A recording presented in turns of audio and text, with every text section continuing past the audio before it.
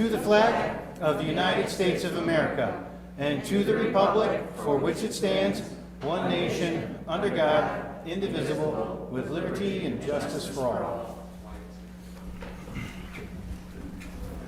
All right, everyone, thank you and welcome. Kathy, you can do a roll call, please. You got it. Saban. Schreiber. Here. Bergbauer. Here. Galogly. Here. Deskin. Here. Lobes is absent. Bartleson. Here. And Peretta. Here. Motion passed. Sorry, we have a quorum. All right. Yeah.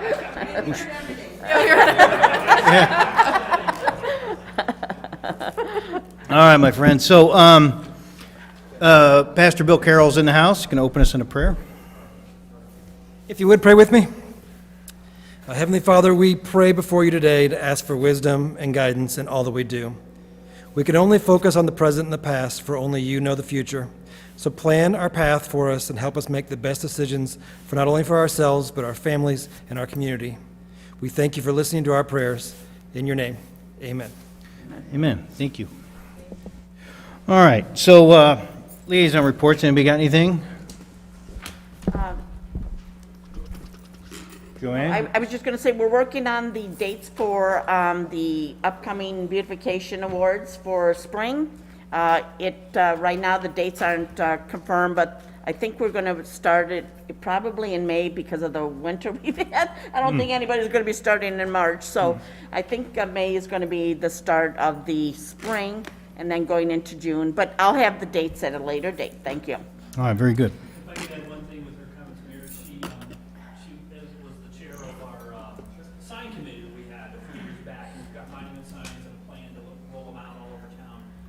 And we did put money in the budget this year to do another one. And so we'd like to have a kind of an informal meeting. And there used to be Alderman Petracos with her, so we'd like to have someone volunteer to join us to meet and talk about Oh, yeah. the next location and how we're going to plan. Before we go on to that, I don't know if anyone noticed, but our sign is missing, and that's because somebody hit it and it's being repaired. Actually, they're looking at it right now, correct, Brent, to see if they can fix it, or do we have to replace it? And that's where we're at this time. Any update on to that? They cannot fix it, so Oh, we are going to get a new one. So we have ordered a new one. We gave them authorization to proceed, so we are probably 3 weeks out. Okay, all right, thank you. I did not know that update, but I appreciate it. You're welcome. Yeah, so anyhow. Yeah, it's like sad. when you hit it, it bursts into packing peanuts. Big foam sign. Yeah. Okay. I do have, you can go if you're going on the signs. Renee just volunteered, so Okay. Oh, all right. Sounds good. As for an update with the police, April 1st, the community room will be open again to the public. And then also the Triad meeting, their monthly meeting will be March 16th, 9 a.m. at the Township. That is for the seniors in our community, and that is at 9 a.m. at the Township with hot breakfast. So on March 16th. Thank you. All right, very good, thanks. Anybody else? You want to say something? Oh, all right, so if there's no more liaisons, one thing I got on the mayor's report, so the Village of Homer Glen discussion with the Township Highway, and all that good stuff. So I just want to give you an update. It's getting closer to a resolution. I know that the Township, Highway Department, and the village, passed just an initial agreement between themselves because they wanted to get prepared. But really what everybody's waiting for now is what the judge's decision is, because that seems to be the sticking point, is what's the legal way for the Village of Homer Glen to start their own public works department to take care of their own roads. That's not the problem, but how do they get the assets that are there that will not all be needed for the highway department, which will be only left with 18 miles of road. So that's the sticky point.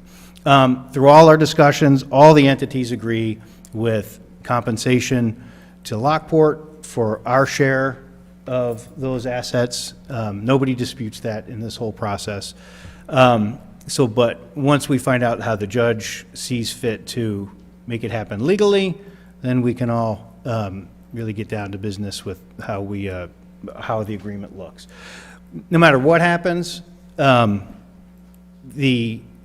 Homer Highway Department will, by next year, will only need to levy for 18 miles of road. So that means everybody's taxes east of Farrell who live in the city, it should go down, as it should have been all these years. So everybody can look forward to that. So we'll know more after the judge's decision to see what's the best process to go forward with. Thank you. All right. Restaurant week. Right, I was going to mention that. So Oh, we've yeah. got, thank you for those that came I didn't know out. what you were referring to. I can hear you. Sorry. Ben, go ahead. You want- Holiday Inn Express had their ribbon cutting tonight with the chamber. I want to thank them for hosting, and it was a nice event. It was nice to see most of you out there, and there's kind of a buzz. It feels really good about what's happening in Lockport, and I think everybody feels like we're going in the right direction, and there's development happening. So it was a nice evening, and some nice words by all. Yeah, they said when they first went online, they had like 20 rooms sold. And me and Wendy and the kids stopped by, and there were just some families there who rented rooms so they could go swim in the pool. It was, So, yeah, it was so kind of fun. I asked that question today. They've been at 20% capacity since Friday night, Nice. so that's pretty good. So hopefully, things will continue to get better. Wanted to mention that we have a Lockport Restaurant Week this week from March 1st through Sunday, March 7th, so be sure to bring your friends and family down. Most of it is focused around a $20 menu item, so all the participants that are involved have menu items that are for $20, and you can get, a couple beers and a pizza or an appetizer and things that all mix together well, and it's exciting to, this time of the year can be kind of tough coming off of January and February, and so it's a nice thing to get some other attention in the downtown, or all restaurants, actually. All right, very good. Thank you. All right, if everything's said, we'll move on to our agenda items. CA1. Yes, thank you, Mayor, members of the council. So CA1 is authorization for the city administrator to enter into agreement with VIP Valet Services, Inc., for an extended valet services program for the remainder of 2021. If you recall, last year, we approved a resolution to use $50,000 in gaming funds to implement a valet program in the downtown in support of the bars and businesses and restaurants. And we didn't turn it on, right? I mean, COVID was happening, things were closed, there was a lot of questions.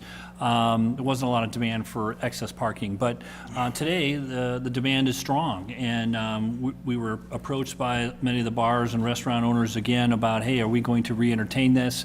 I decided under my limited purchasing authority to have a test trial of some valet services for a couple of weekends. And I'm pleased to report the last 3 weekends, we had 387 cars parked with the valet services. So I think it's a great program. People are using it. Different levels in different days. We've been doing Friday. We first started with one location, then we had 2 locations. We've had Friday, Saturday. We've had Friday, Saturday, Sundays. And we're going to find that balance of what the hours are. Should it be from 4 o'clock to midnight or 10 or 11? And so that's part of the reason why we're asking for, we want to continue this, and I need council approval to keep spending money. But secondly, we like that flexibility to manage the program internally, not to have to come back to council every time we want to change 1 hour or 1 day or whatever. We're going to work with the bar and restaurant participants. I see some of them here tonight. And so tonight, this evening, for your consideration, we'd like to consider a longer-term contract as a test period. When we approved the program last year, it was 1 location, 1 company. This year, we've looked at using a different company than we actually booked with last year. We found someone that was doing valet services in LaGrange. We compared their proposal to the last firm who also put a bid in this year, and it was a little bit more affordable to go with VIP, which lent its idea to having maybe 2 locations. Right now, we're doing 10th and 11th. And we're just trying to find that balance of where's the best spot and which are the best days. And so, again, we're asking your consideration to give us the authority for kind of an open PO to kind of manage this. If we feel we're spending too much, we can always revisit it. We could start charging for the valet. Today, we're not charging anything for the valet during the test period. We could ask the bar and restaurants that are benefiting from the valet to put some money in if we need to, but we felt in good stead of what I think the intent was last year, that we were going to give it a year's try as a trial, not just the 3 weeks. And so I guess I'm asking this evening for your consideration to reconsider what we did last year. I am asking for a little bit more money for up to $75,000, not to exceed.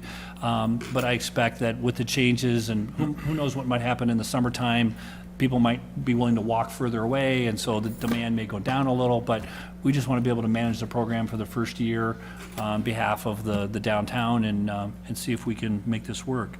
I do see Randy, the owner of VIP Valet, is here. If you have any questions, and love to get some direction from the council on how we should proceed or not.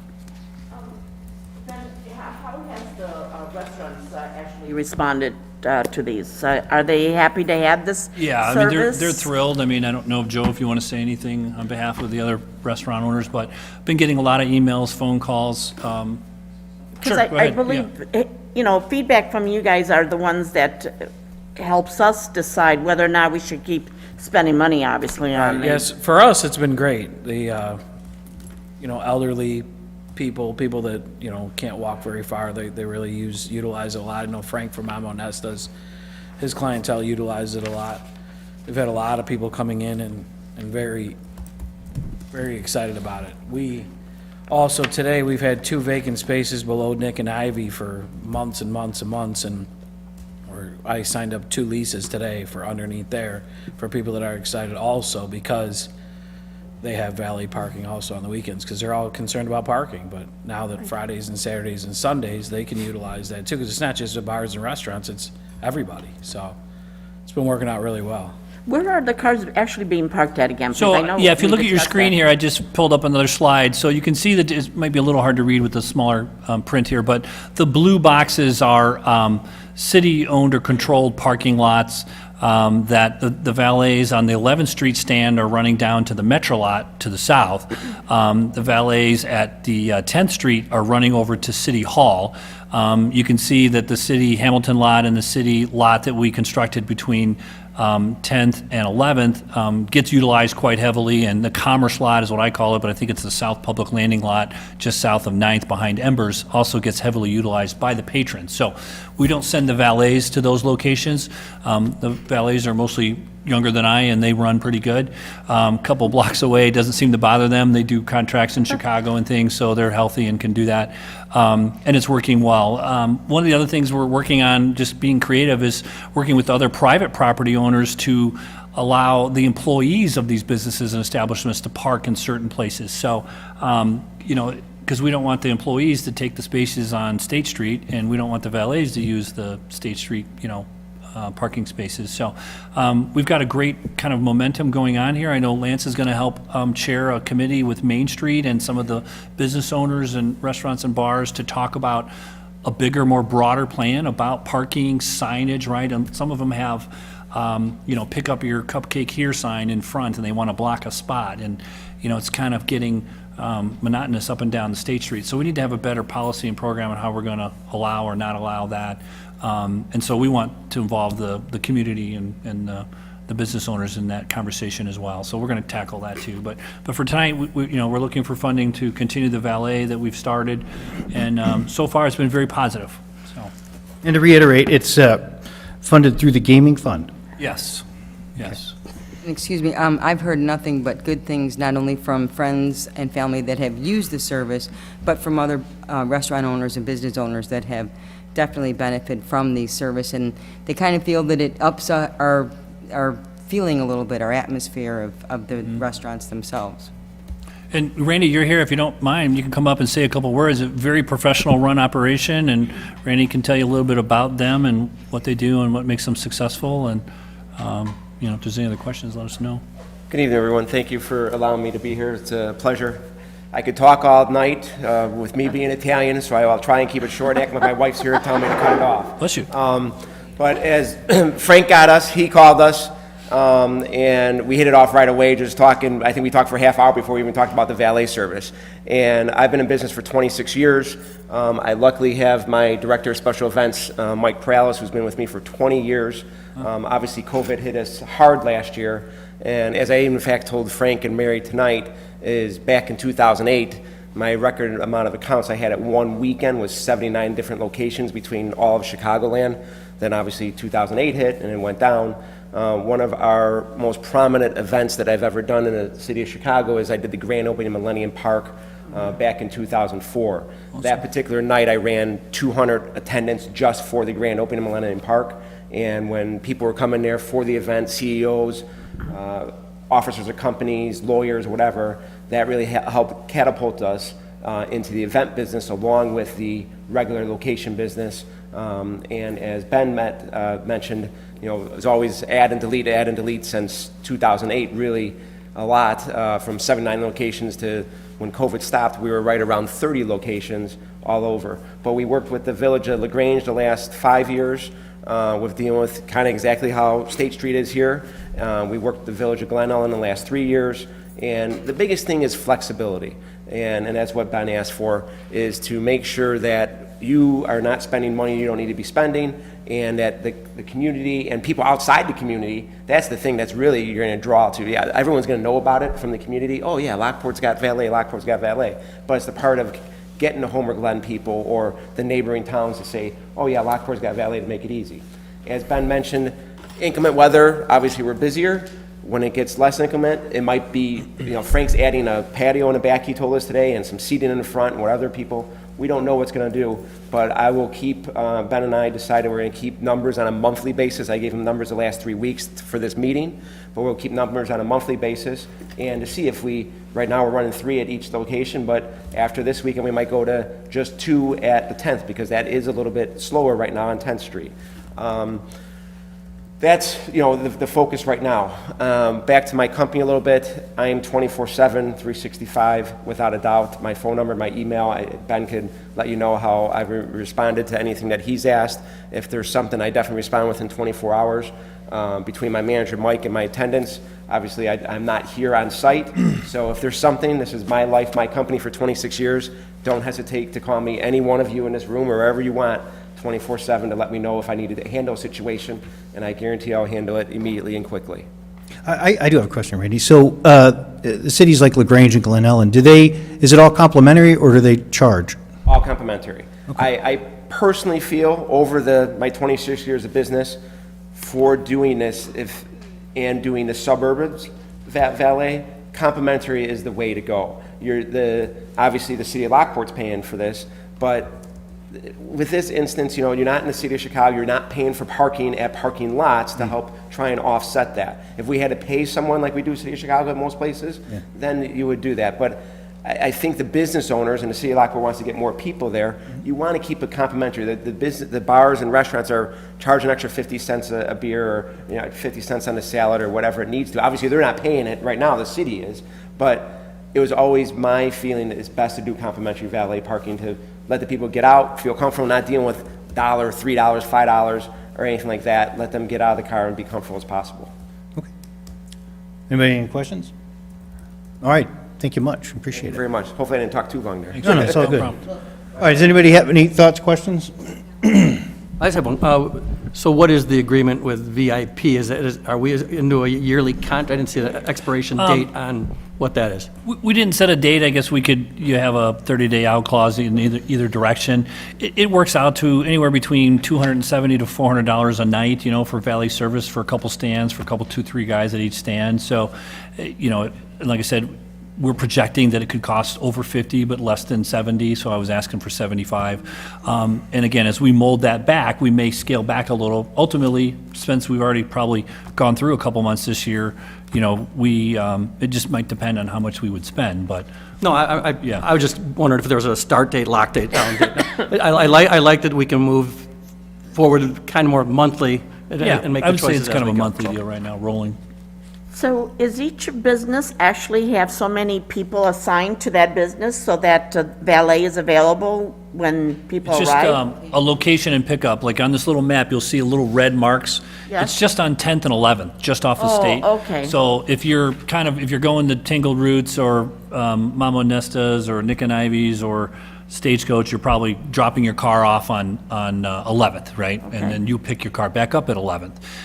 If you're going to Tallgrass or Embers or Paradise Bay or even the Wine Studio, you're going to 11th Street. So So it's marked so that people know that that's available? We put up sandwich signs. We're going to put some permanent signs on some of the light poles in both directions that just say, valet parking, Friday, Saturday, whatever, 5 to 10, whatever it's going to be, just so that people see it as they drive north or south on State, because it's hard for us to throw a sandwich sign out into the state. But there are sandwich signs on the side streets, and I think word of mouth's getting out. We've got some flyers in the restaurants and bars, and the bars are doing a good job with social media saying, hey, it's available, come on out. So I think there's a nice grassroots movement to continue to get the word out. Excuse me, may I ask one more question?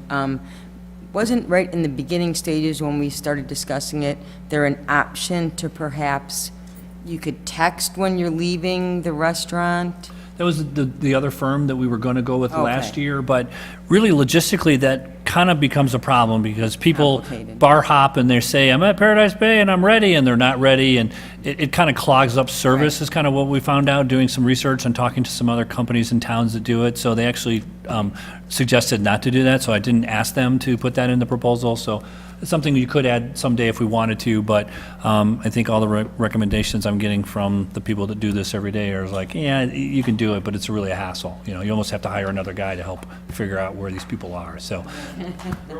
Yeah. Return time hasn't, for 99.9%, hasn't been more than 3 minutes. I mean, it's like super fast. It's Yeah. a lot quicker than that. So, again, I don't see that being necessary. Being even with the last 2 blocks away, we're able to get up the cars quick. The logistical, question that came up once too was, what do you do after the stated hours, right? I mean, we post that we're parking cars from 5 to 11. They know that they're going to be hanging around till midnight, right? But after a certain point, they try to find out where these people are, and they'll take the key. They'll never do that for 12 keys. But at some point, if it's 1 a.m. and there's one guy somewhere, they're going to take that key to Embers and say, the guy in the corner, this is his car, right? Have a Okay, nice that's night. good. So they yeah, so actually that know we're where these relying on people their are at. professionalism and experience to manage that part, So, yeah, I mean, if it's a busy night and we have 15 cars parked still, they're not going to just be like, hey, it's 11 o'clock, we're going home. They're not going to do that. They're going to hang out and wait for people to come. But we also ask people that, hey, if you are coming here, don't plan to stay till 3 a.m, so. I wasn't aware that they actually knew where these people were going for dinner Sure. and so forth. They can track them down. Okay, that's good.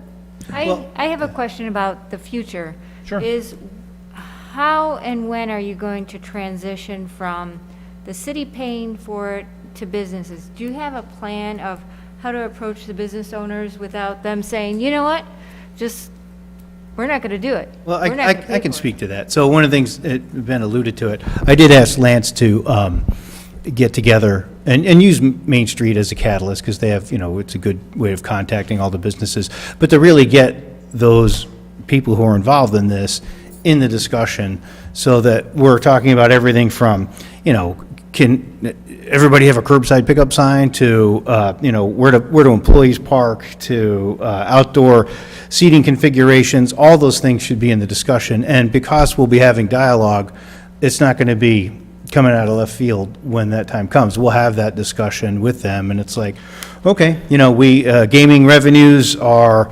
maybe we're trying to shift it to more facade grants, maybe there's not much available that we talk, but by then, we'll have a group where the discussions are happening all the time. So I think that's why Ben's looking for some flexibility right now, so that we can fine-tune everything as we work with.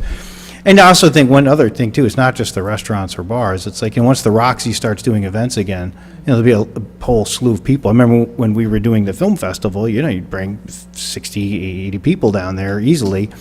Or when Jessica's doing her dance stuff. So there's always things at the Roxy too. So it's a good problem to have, and no doubt that as more of these restaurants have come, they have a lot of employees. So it's not just patrons. It's like how to manage all of this. And just like that book I had asked you guys to read, Strong Towns, this is a great micro experiment that has no long-term negative effects if we find out it's not working, right? We can always tweak it, change it, and it's not taxpayer money, it's gaming revenues. So this is, I think, a really smart move.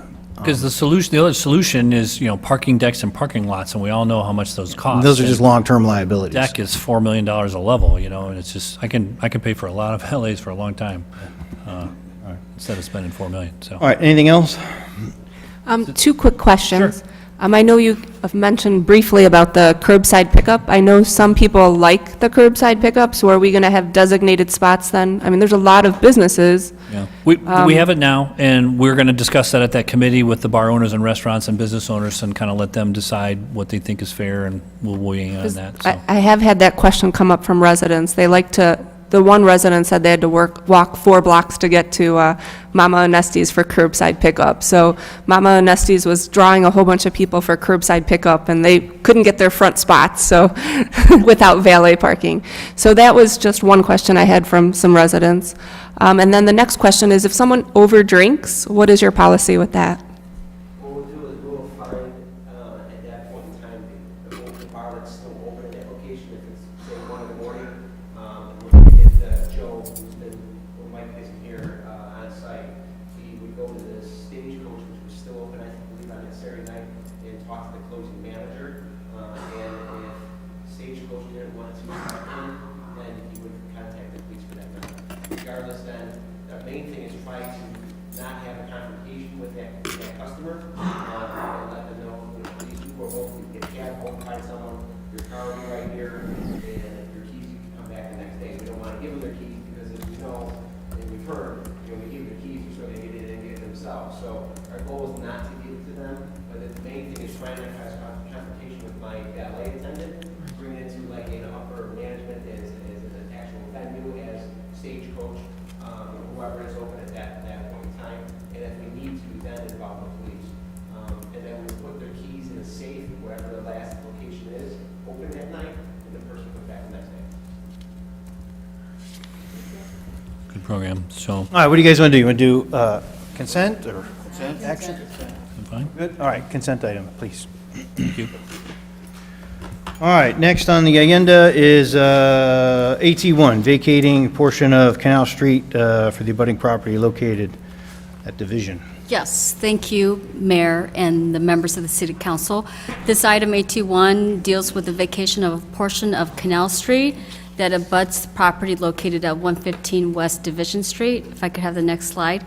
There's a property that is located there that's been operating as a storage facility for the last 30 years.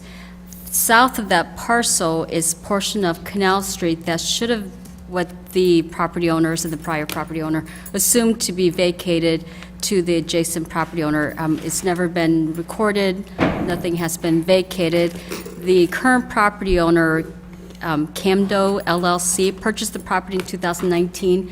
During the purchase process, they discovered that portion of the Canal Street was not vacated, and so they petitioned the city to have that portion of the Canal Street vacated in order to clear title and so that they could continue operating. Currently, there is a building on that portion of Canal Street. There's also, it looks like, some vehicles that should be removed. That would be a condition on the vacation of the roadway. The portion of that Canal Street has never been improved. It doesn't impact any of the surrounding properties. It's not going to impede any access to any of the surrounding properties. So under the state statute 65 ILCS 5, slash 11-91-1, if the corporate authorities of the city of Lockport can determine that public interests will be subserved by vacating the portion of Canal Street to the abutting property owner. So generally, typically, if you vacate a property, a right-of-way, you divide it in half and give it to the adjoining property owners. In this case, it will all go to the operators of the outdoor storage. They are going to pay the market value of that portion of the Canal Street, which has been determined to be about $3,000. And the public hearing will be held on March 17th for any of the members of the public who can come and, either object or support or say that they're concerned regarding the proposed vacation. Tonight, or prior to tonight's meeting, Lance Thies went out there and determined that there's still some vehicles, some equipment that should not be stored outside. We are going to actually make it a condition of the vacation that they maintain that area, without any storage of those equipments, vehicles, because all storage should be maintained in facilities, the storage units, but not outdoors. That would be one of the conditions, and I did relay that to the owner of the property, that would be the condition of that, of the ordinance being approved. So if there are any questions regarding this, I would be more than happy to entertain them.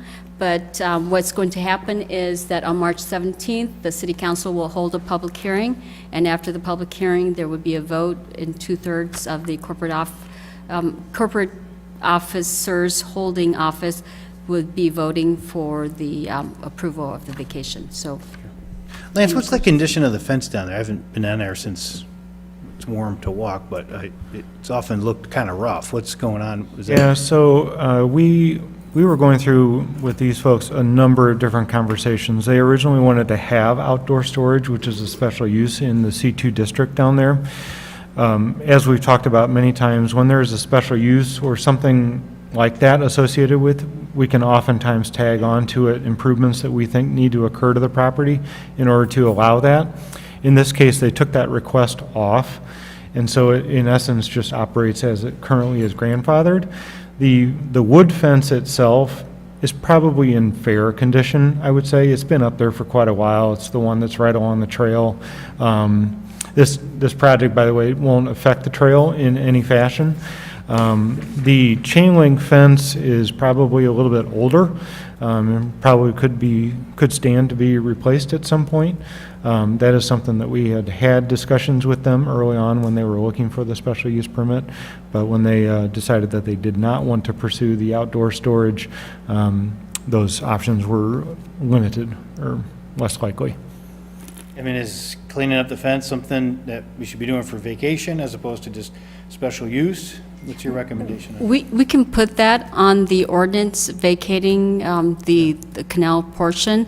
We're going to put on, in the ordinance, it's not presented right now, but we are going to redraft the ordinance to require that the operation has to clean up the site.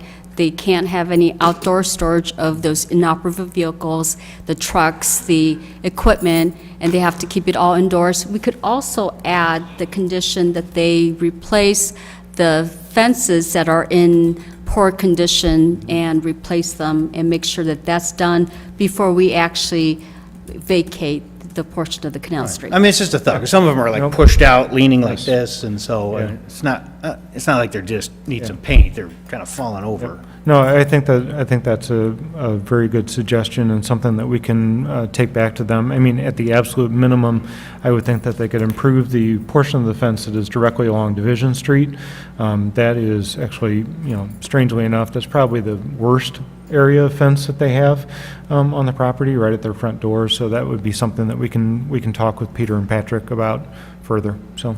Yeah, And excellent. this is the appropriate time to Yes. ask for it, Yep. because they want something from the city vacating the right-of-way. And in order to do that, we can say as a condition, you have to maintain your property and your business in conformance with the city code. Why does this area still have a street designation? I mean, there's no street there, so why aren't we getting rid of that as part of this deal? It was. Got to have an address. Yeah, it was. It doesn't have it, that's not a street, is it? Yeah, this was. The Canal Street, it does show up on the title record as a right-of-way. Even though it has not been used Right. as a right-of-way, it has never been used as a right-of-way. It's just, one of those things that where they thought that they recorded the vacation of the right-of-way, but it never occurred. So, obviously, it's never going to be used as a right-of-way. Yeah, we find this a lot on the west side in particular, where we have right-of-ways that were platted back in 1836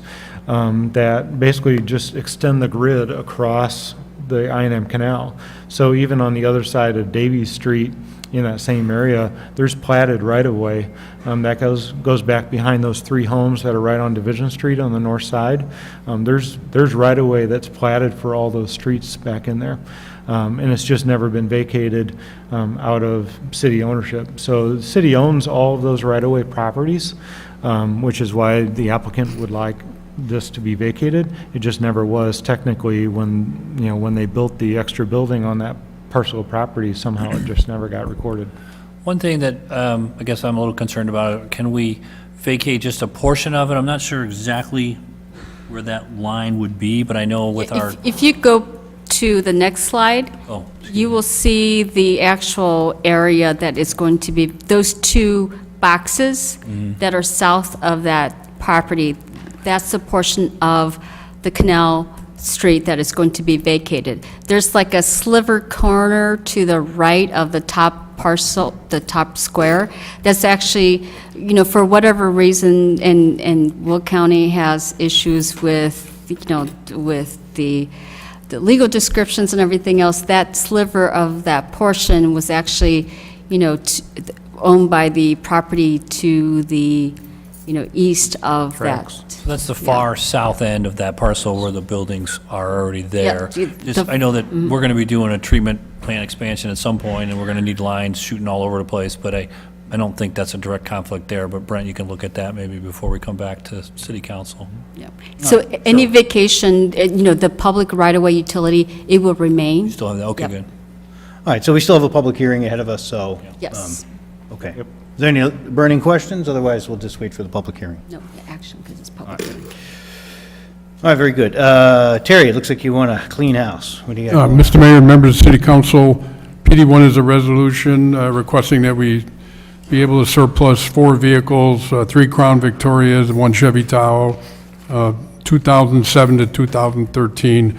All of them have outlived their usefulness, and their repair costs are rising rapidly. I recommend you approve the resolution and ask that it be placed on the consent agenda. Yeah, anybody have any questions, concerns? All right. Roy asked to get the Bluesmobile out of this. That's what he's here for tonight. All right, PD2, what else you got? PD2 is a resolution regarding Public Act 101-0653, the Police Reform Bill. There are a number of things in the bill that concern us in law enforcement, I think a number that would concern each of you as well. This resolution just encourages our 2 state reps and 2 senators to participate in what the legislature called a trailer bill to correct some of the problems with the bill. But if I may, I'd just like to mention a couple of the things that are in the bill. No cash bail. No cash bail is going on in Cook County right now. And you see the rise in crime in Cook County. Like right now, we have people coming to our neighborhoods from outside of Lockport and stealing cars, unlocked cars. But in Chicago, that's turned into carjackings.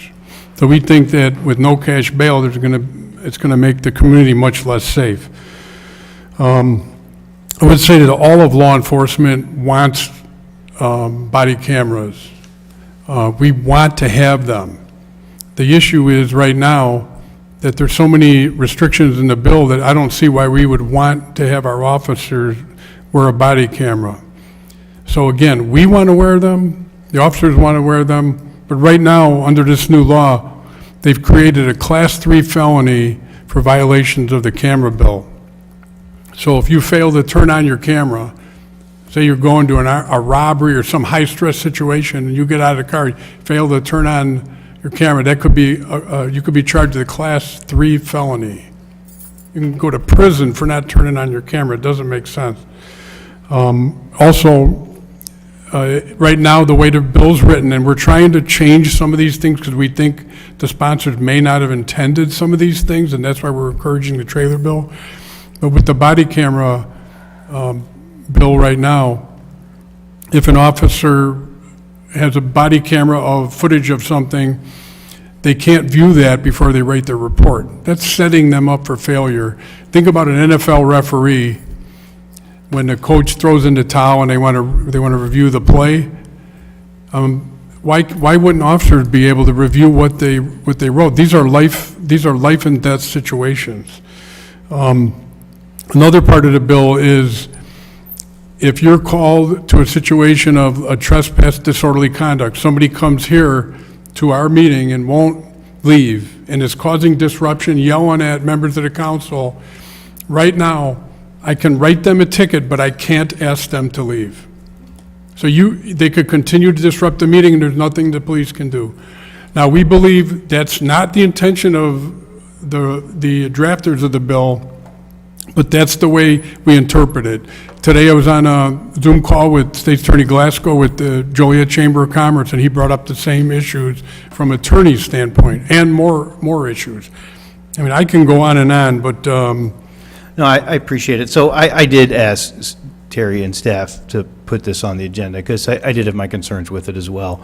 And some of it is just, I think the importance of having a trailer bill is, while the governor's correct in saying there was a lot of, there were public hearings and there was, testimonies and all the kind of stuff, almost all the most contentious things got thrown on at the last minute after all of that. And that's just no way to handle this kind of stuff, especially something so contentious and something so far-reaching. So I think encouraging the trailer bill, which is, has been talked about, I think showing our support for doing such a thing is very important, so.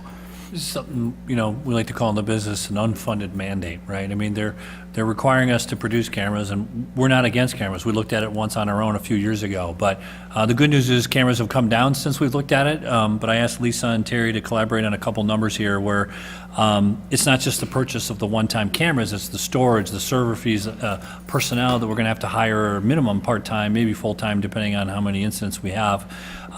You're looking at probably $164,000 in that first year for the cameras and the software and the storage, and probably about $84,000 a year every year after that. So hopefully with the trailer bill, there can be some grant money available.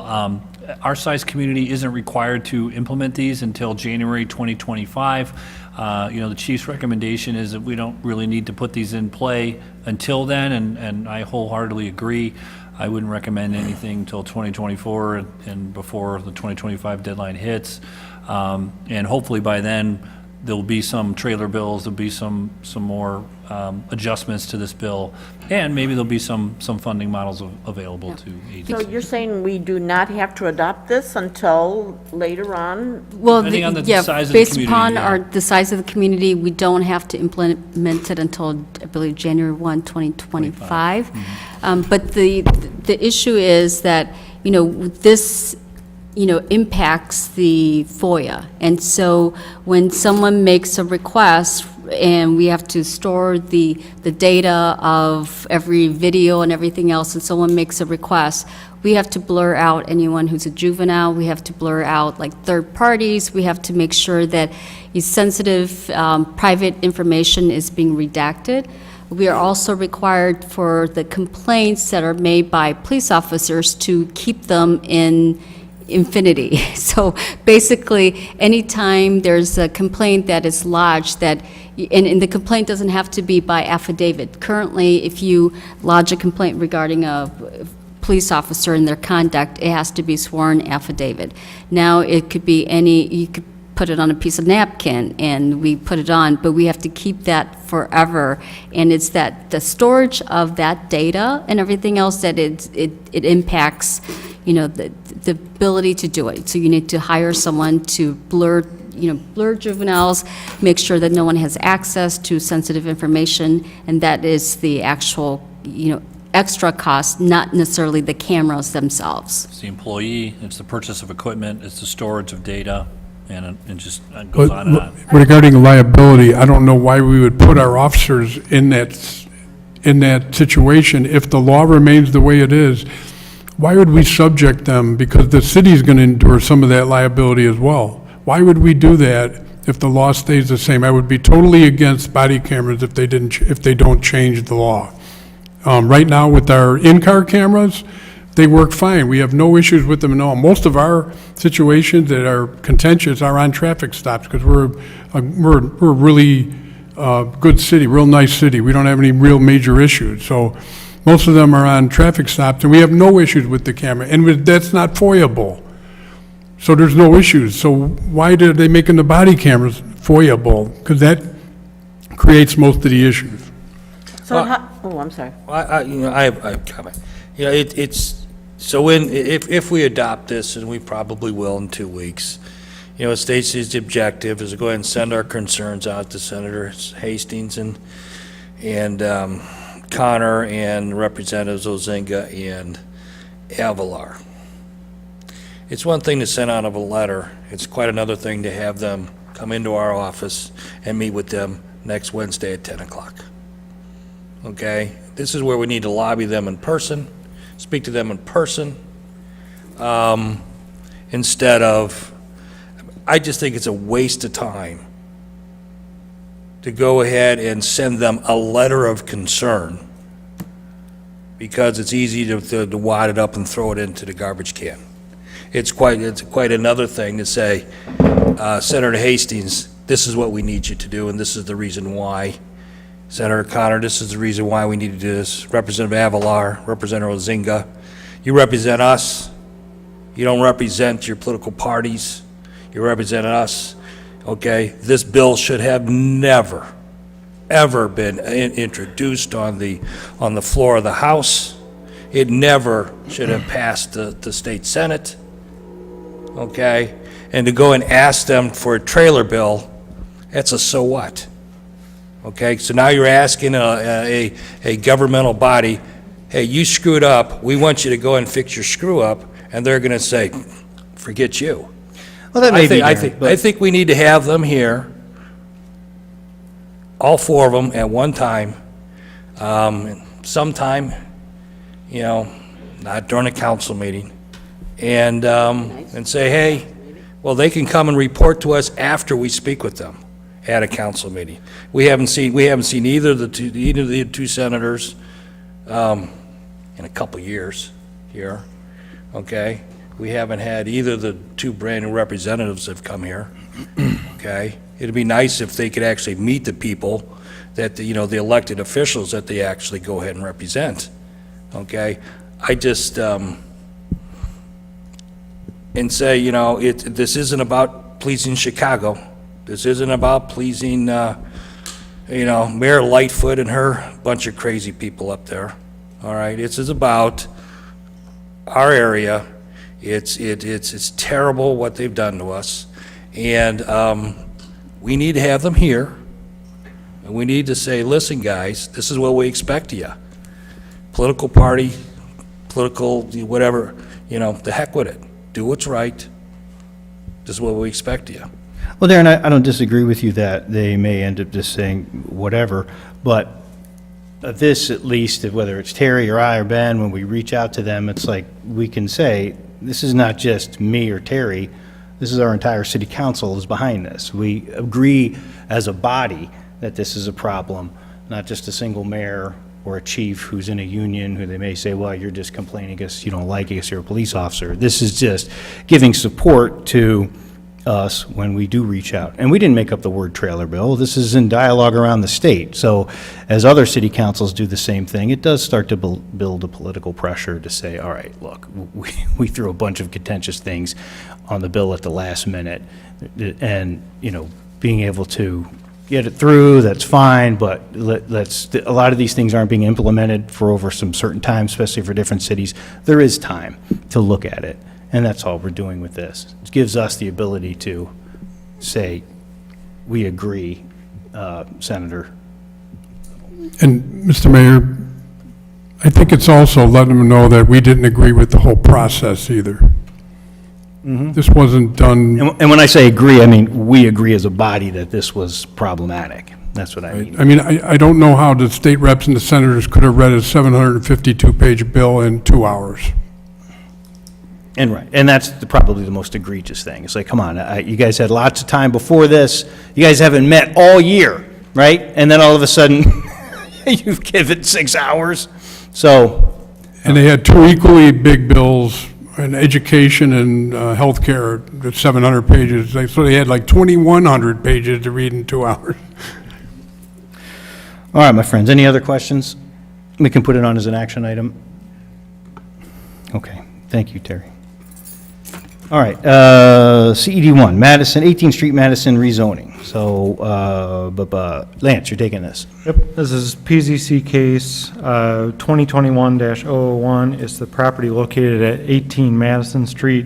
This is a rezoning from R1 Single Family to RO Heritage Residential Zoning District.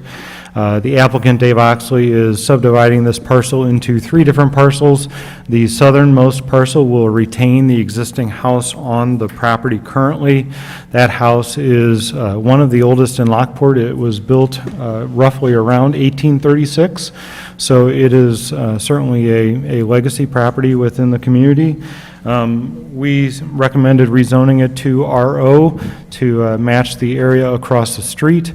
One of the things that we have talked about throughout our zoning and comprehensive plan discussions is as we look at streetscapes and as we look at the ways in which properties straddle streets, it is beneficial just from a land use standpoint, appearance standpoint, to have similar zoning districts across the street from each other because it creates a compatible streetscape along those areas.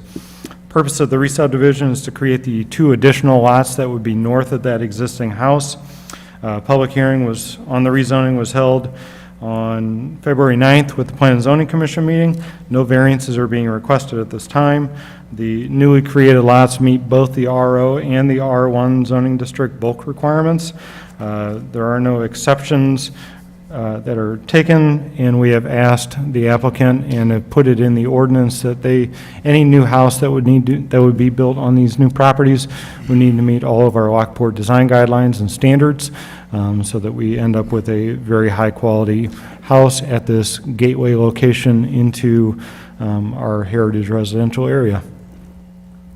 So the recommendation by 6-0, the Plan and Zoning Commission recommended approval of the rezoning from R1 to RO, and for the re-subdivision for the property located at 18 Madison Street. There is resolution number 21038 for the final re-subdivision and ordinance number 21-007 for the rezoning of the property. If you have any questions, I'd be happy to answer them.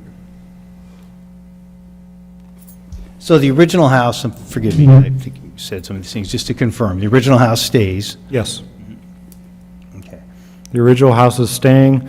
Likely there will be some driveway reconfiguration in order to make that work on the lot that would be created for that house.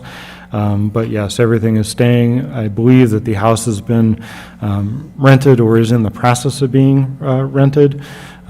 The applicant cleaned out the property, got it cleaned up to the best that he could, and actually said for a house that was built in 1836, it's actually in quite good condition still, although the ceilings are lower than what we find today because people weren't quite as tall as they are today.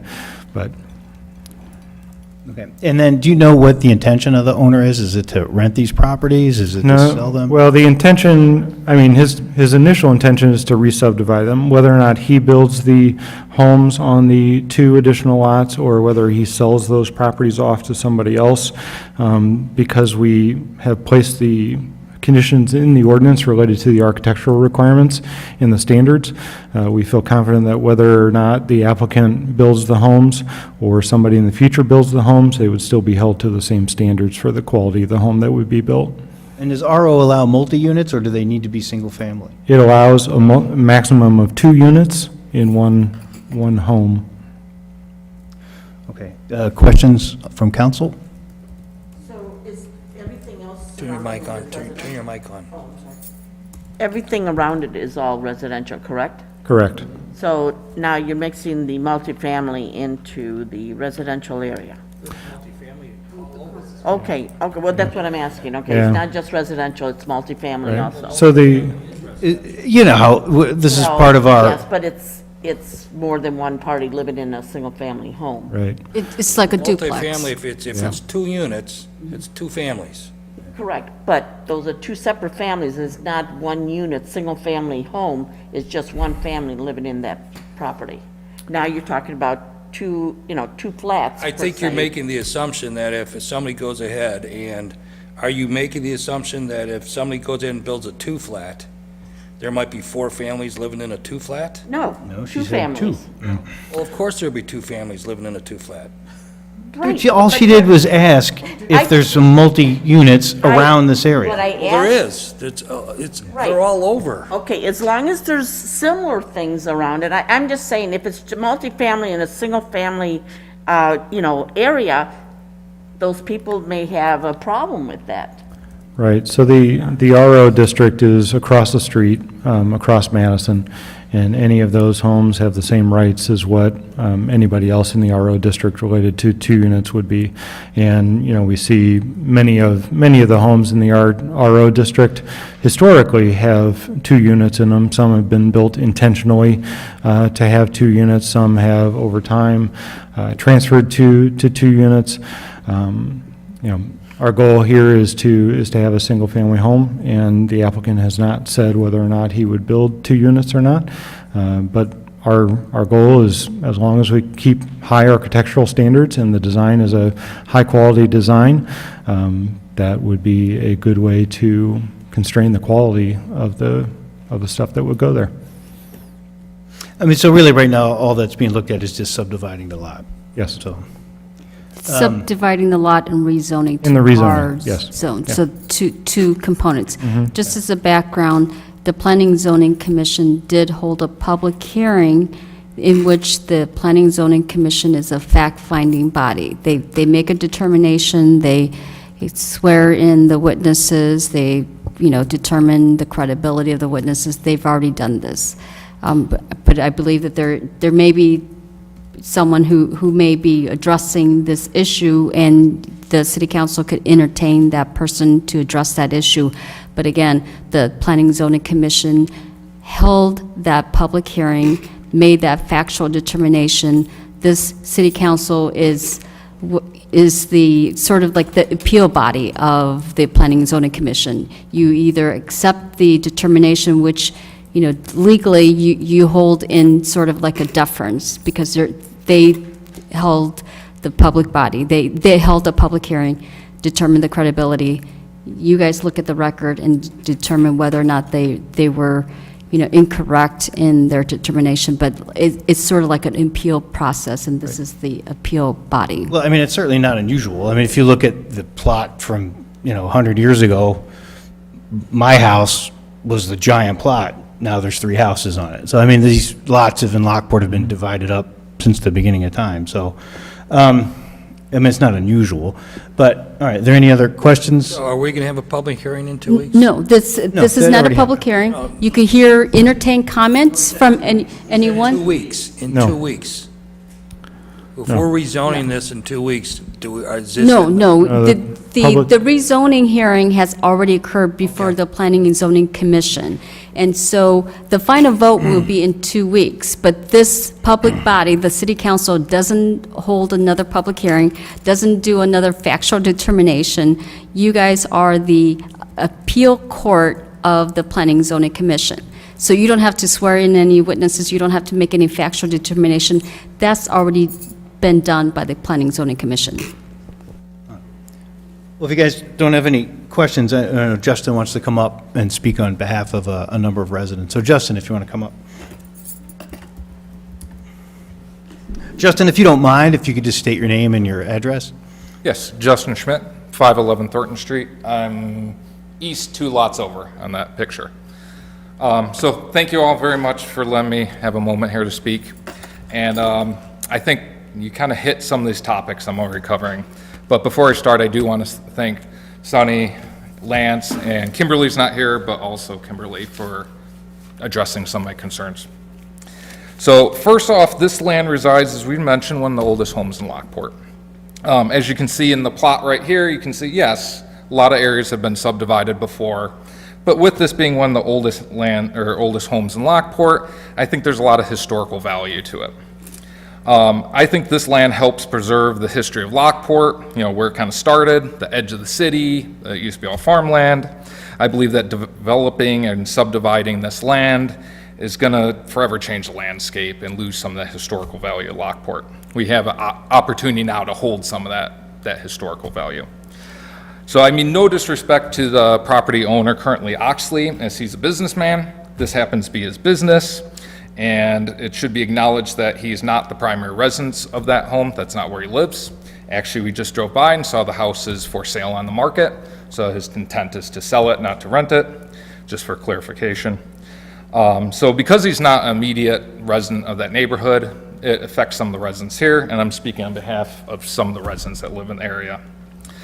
One of the things I want to bring up with subdividing, one of the concerns that comes up is we're right on the corner, three-way intersection on Thornton and Madison. It sometimes gets kind of congested, so one of the concerns is subdividing. We're talking about adding more driveways right onto Madison Street. There could be a little concern with a little more traffic, safety concern right on that corner, especially if you get a blind corner, depending on how close things get. On the proposed rezoning topic, I appreciate the conversation that Lance and I have had on the zoning commission meeting. And in the grand scheme of things, I really do understand this whole gateway to downtown Lockport. I mean, the goal is get people into downtown Lockport. The one thing that doesn't really make sense to me is the heart of downtown Lockport's about a mile away from here. It's all residential area. I find it, and some of our neighbors have been talking, we find it more like it's a bypass, Madison Street. It's not really like the heart going down. We talked in the previous meeting about how Madison Street is one of the few streets that cuts through that only has one stop sign. A lot of the other streets have multiple stop signs.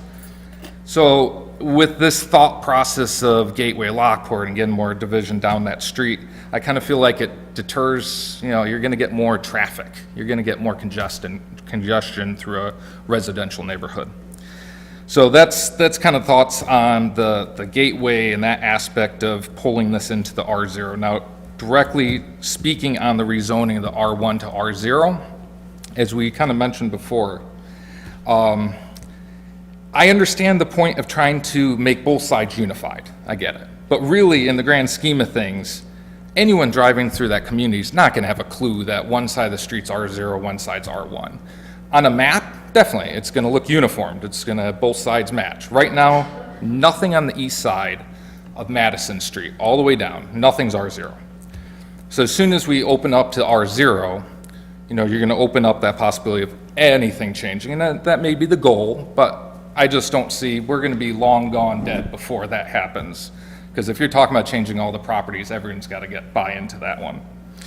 So specifically looking at R0 topic itself, for me, I look at it as, hey, if I was building a new building, I have to build it to the standard codes and requirements. I feel like R0 is actually going back. It's actually reverting back in some of the older and more restrictive codes. R0 may bear the title of heritage, but also comes with many additional relaxed requirements, such as lot sizes and coverage. But the main focus I want to bring up here was just on the zoning, or the zoning documentation, section 156.070, establish of zones, subsection C, R0, Heritage Residential District. It states in subsection 2, the regulation of this district is intended to protect small single-family dwellings on an urban-sized lot to provide guidelines for the development of two-family dwellings and to protect compatible development. So I just want keep in mind to establish and protect small single families. So we interpret that as homes are already there. So we have one home there, but the two new homes would be new. You wouldn't be protecting something existing. And this clearly gives R0 Heritage the ability to have two-family dwellings and special use for one-family attached dwellings and multifamily dwellings. So the statement before, it does expand it to then more and more and more. It's special use, special permit required. Even though it may not be the intent for the current owner to subdivide, that would mean that the next owner or anybody else could rezone or have R0 and put multifamily dwellings. And even though he brought up the fact that Lockport has a lot throughout the area, in this immediate neighborhood, there's not multifamily dwellings. They're all single-family residential homes. Everything to the east is all R1, it's all single-family. So in summary, I'm just asking the City Council to take these points into consideration, and I do appreciate the time you guys are taking to look at this matter. So, thank you. Yeah, thanks, Justin. Well thought out. Lance, remind me, so R1 is strictly single-family, you can't have multi-units in it? Correct. Okay. All right, my friends, any other questions, thoughts, stuff to mull on over the next 2 weeks here? All right, well, we'll put it on as an action item, and we can think through this a little bit then. Yep. Okay, thank you.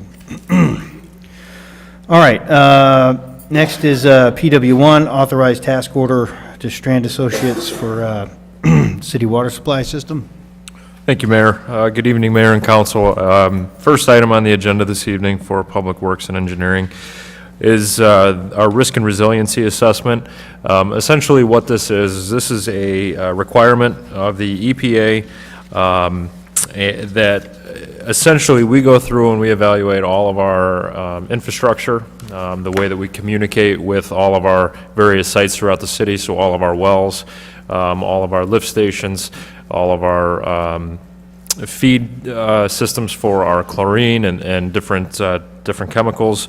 So what this does is it provides a review and then the emergency response that would come out of it. So the ERP, Emergency Response Plan, would be the result of what we find in this risk and resiliency assessment. So our goal here is to improve the city's the safety, the security.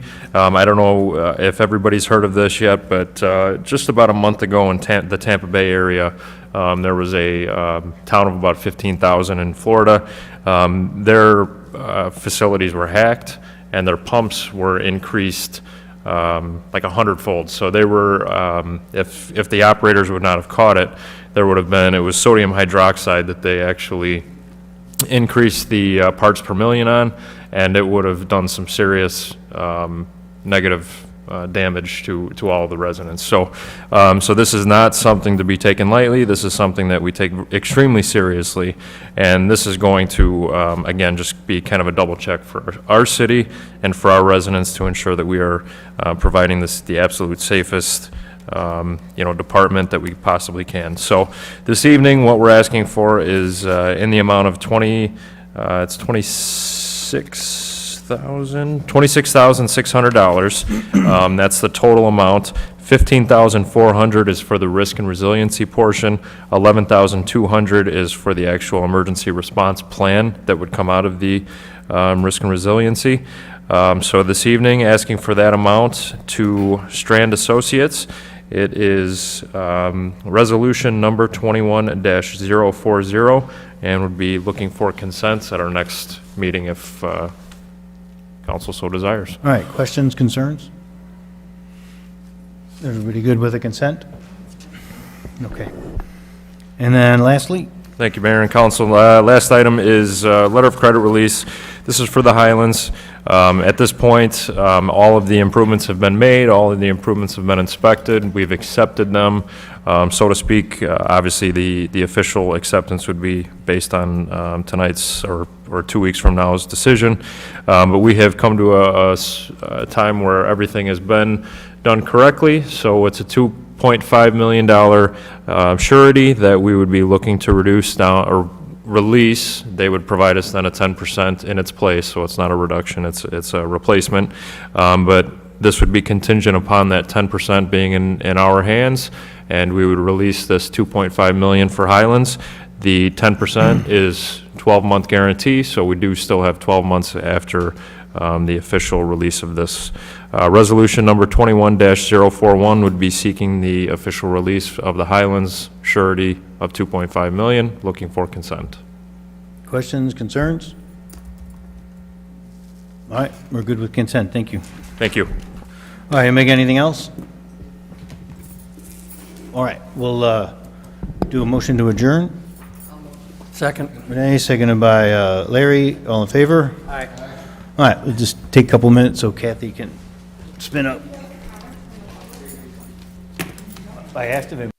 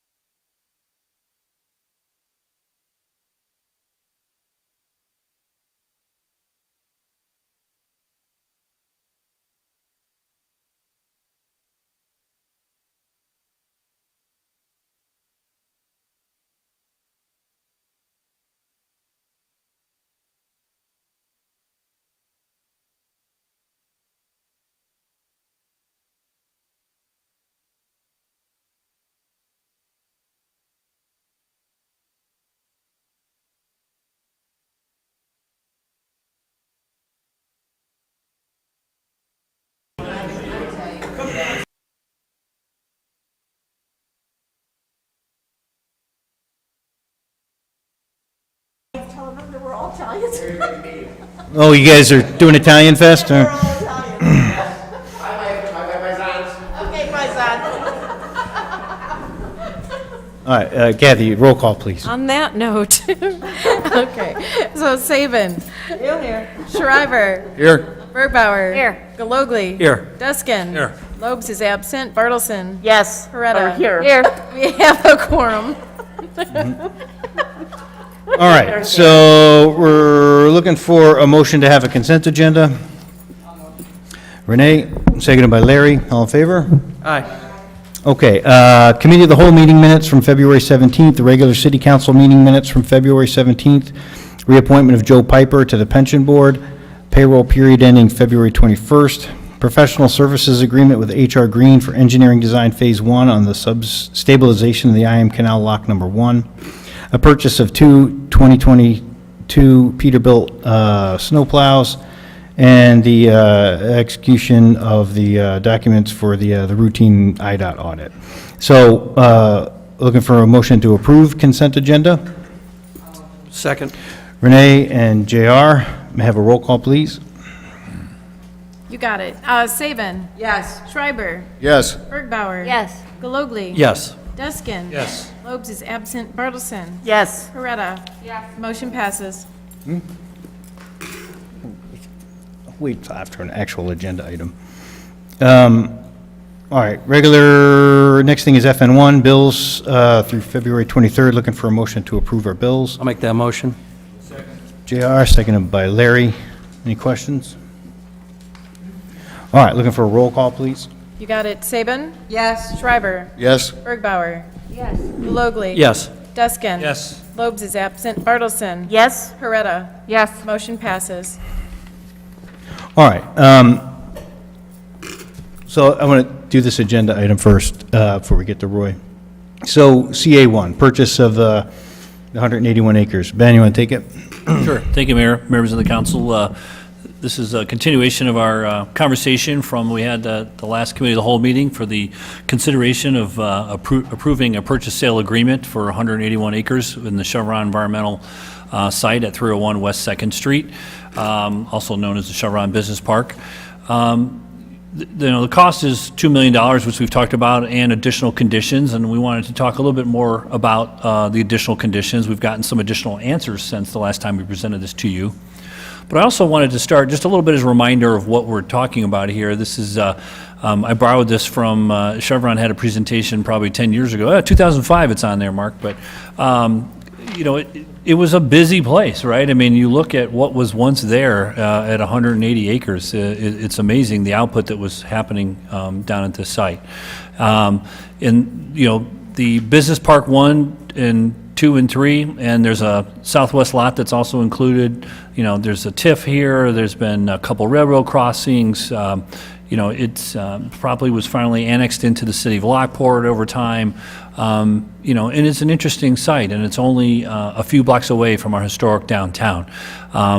You know, Chevron taking over for Texaco's responsibilities and liabilities has done a tremendous job cleaning and making the land usable again, and they were able to get the proper zonings and annexations with the city of Lockport in 2000 and 2008 for a business park.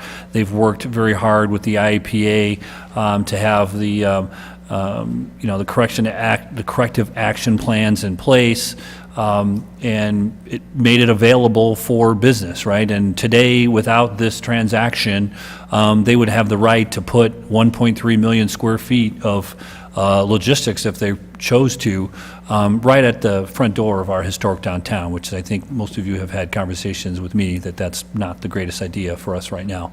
So again, just kind of speaking to some of the history and as to the why now, you know, it's important as our downtown continues to redevelop that the city can maintain additional controls as to what actually goes in there and occurs in this site.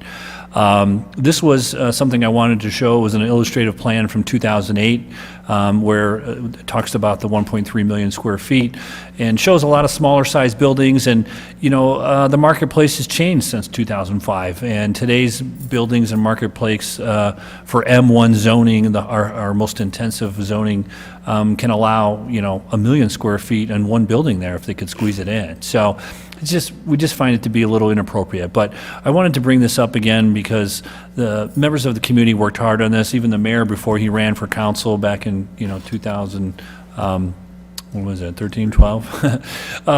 It was part of the community. It was the fabric of care and concerned citizens, and this plan needs to be revisited. Once the city council makes a decision to formally purchase the property, it's my recommendation to work with Lance and the council and the community at large again to keep this committee alive that helped this plan revitalize what could it be? What is the future destiny for this site? And we want it to be a community decision. We can decide to have it be open lands. We can decide to have some manufacturing in there. There's a lot of things we can do. So I just wanted to make sure that people understood that we're going to need to revisit this land plan. That's an additional expense. I think we're going to need to spend some money with some outside companies and firms, and I'll speak to some of the additional conditions and cost considerations that we have for this site in a few minutes. But to do it right, we're probably going to have to spend $100,000 looking at a land plan and really get into the details of what we want to see there someday. So it's just a thought and a recommendation. Certainly the mayor and council will make those decisions later, but I just wanted to mention that as we embark on this conversation. So here's the lands that we're talking about, the kind of Lockport Gold, we like to call the business parks of 2 and 3. The gray area to the south is the 13 acres that the city of Lockport already owns. The purple portion is this, we call it the southwest parcel that we're also including in the purchase agreement. So really it's the 3 main parks, right? It's the 2 business parks and then the southwest parcel. And we can decide how it's going to play out with our acreage to the south.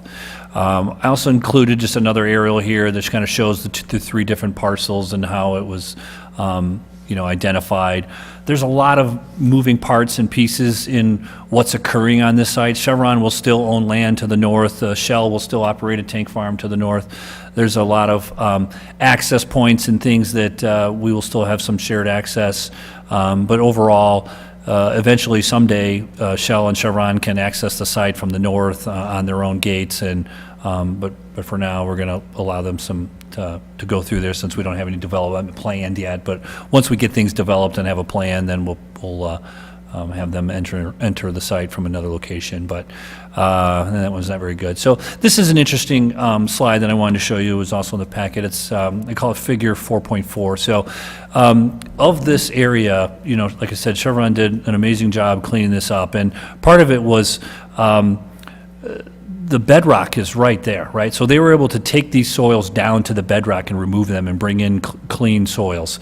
The only area that they did not remove those soils and replace it is the orange that you see there, which really historically once was where a lot of their administration buildings were. So there was no refinery operations on that land. So they did some testing. The lands meet the criteria for industrial and commercial uses, and so that property there is the only land that really hasn't been removed and replaced, but it did test to be fine.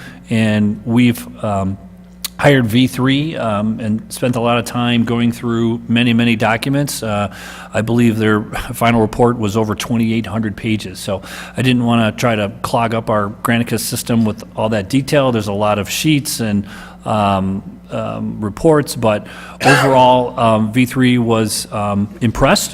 They were able to confirm that these reports say what the IEPA said that happened, and that we've been able to be assured and have comfort to proceed that the no further actions that have been given for soils and cleaning the site are confirmed. One thing to point out is that there's still ground monitoring wells there. We are not, Chevron still maintains the liability and responsibility for those monitoring wells and the groundwater situation. So by buying this soil and property, we're not taking on the responsibility for Chevron underground for the groundwater monitoring. We are indemnifying Chevron with this purchase with the we're accepting the soil, right? We're accepting the conditions on the property that was cleaned and remediated and that, we're buying. So we're going to get into a few more specifics. Sonny's going to go through an executive summary. I see Mark Gershon's here from Chevron as their attorney and can answer questions. But, from last week, we talked about insurance. We did get the news today, couldn't share with you until just a few hours ago, that Chevron Corporate has agreed to waive the extra additional excess liability and indemnity policy, so that'll save us over $100,000. So we're just required, one of the conditions, and again, I don't want to take all the comments from Sunny that she's going to talk about, but we're just required basically for that additional pollution control insurance, which is really risk management, right? It's a good idea. I know there's some questions about claims on those insurance policies, and much like your car insurance, if you have an incident, if you have a pollution point, that claim is a deductible of $100,000. If you have another claim 5 years later, it's another $100,000.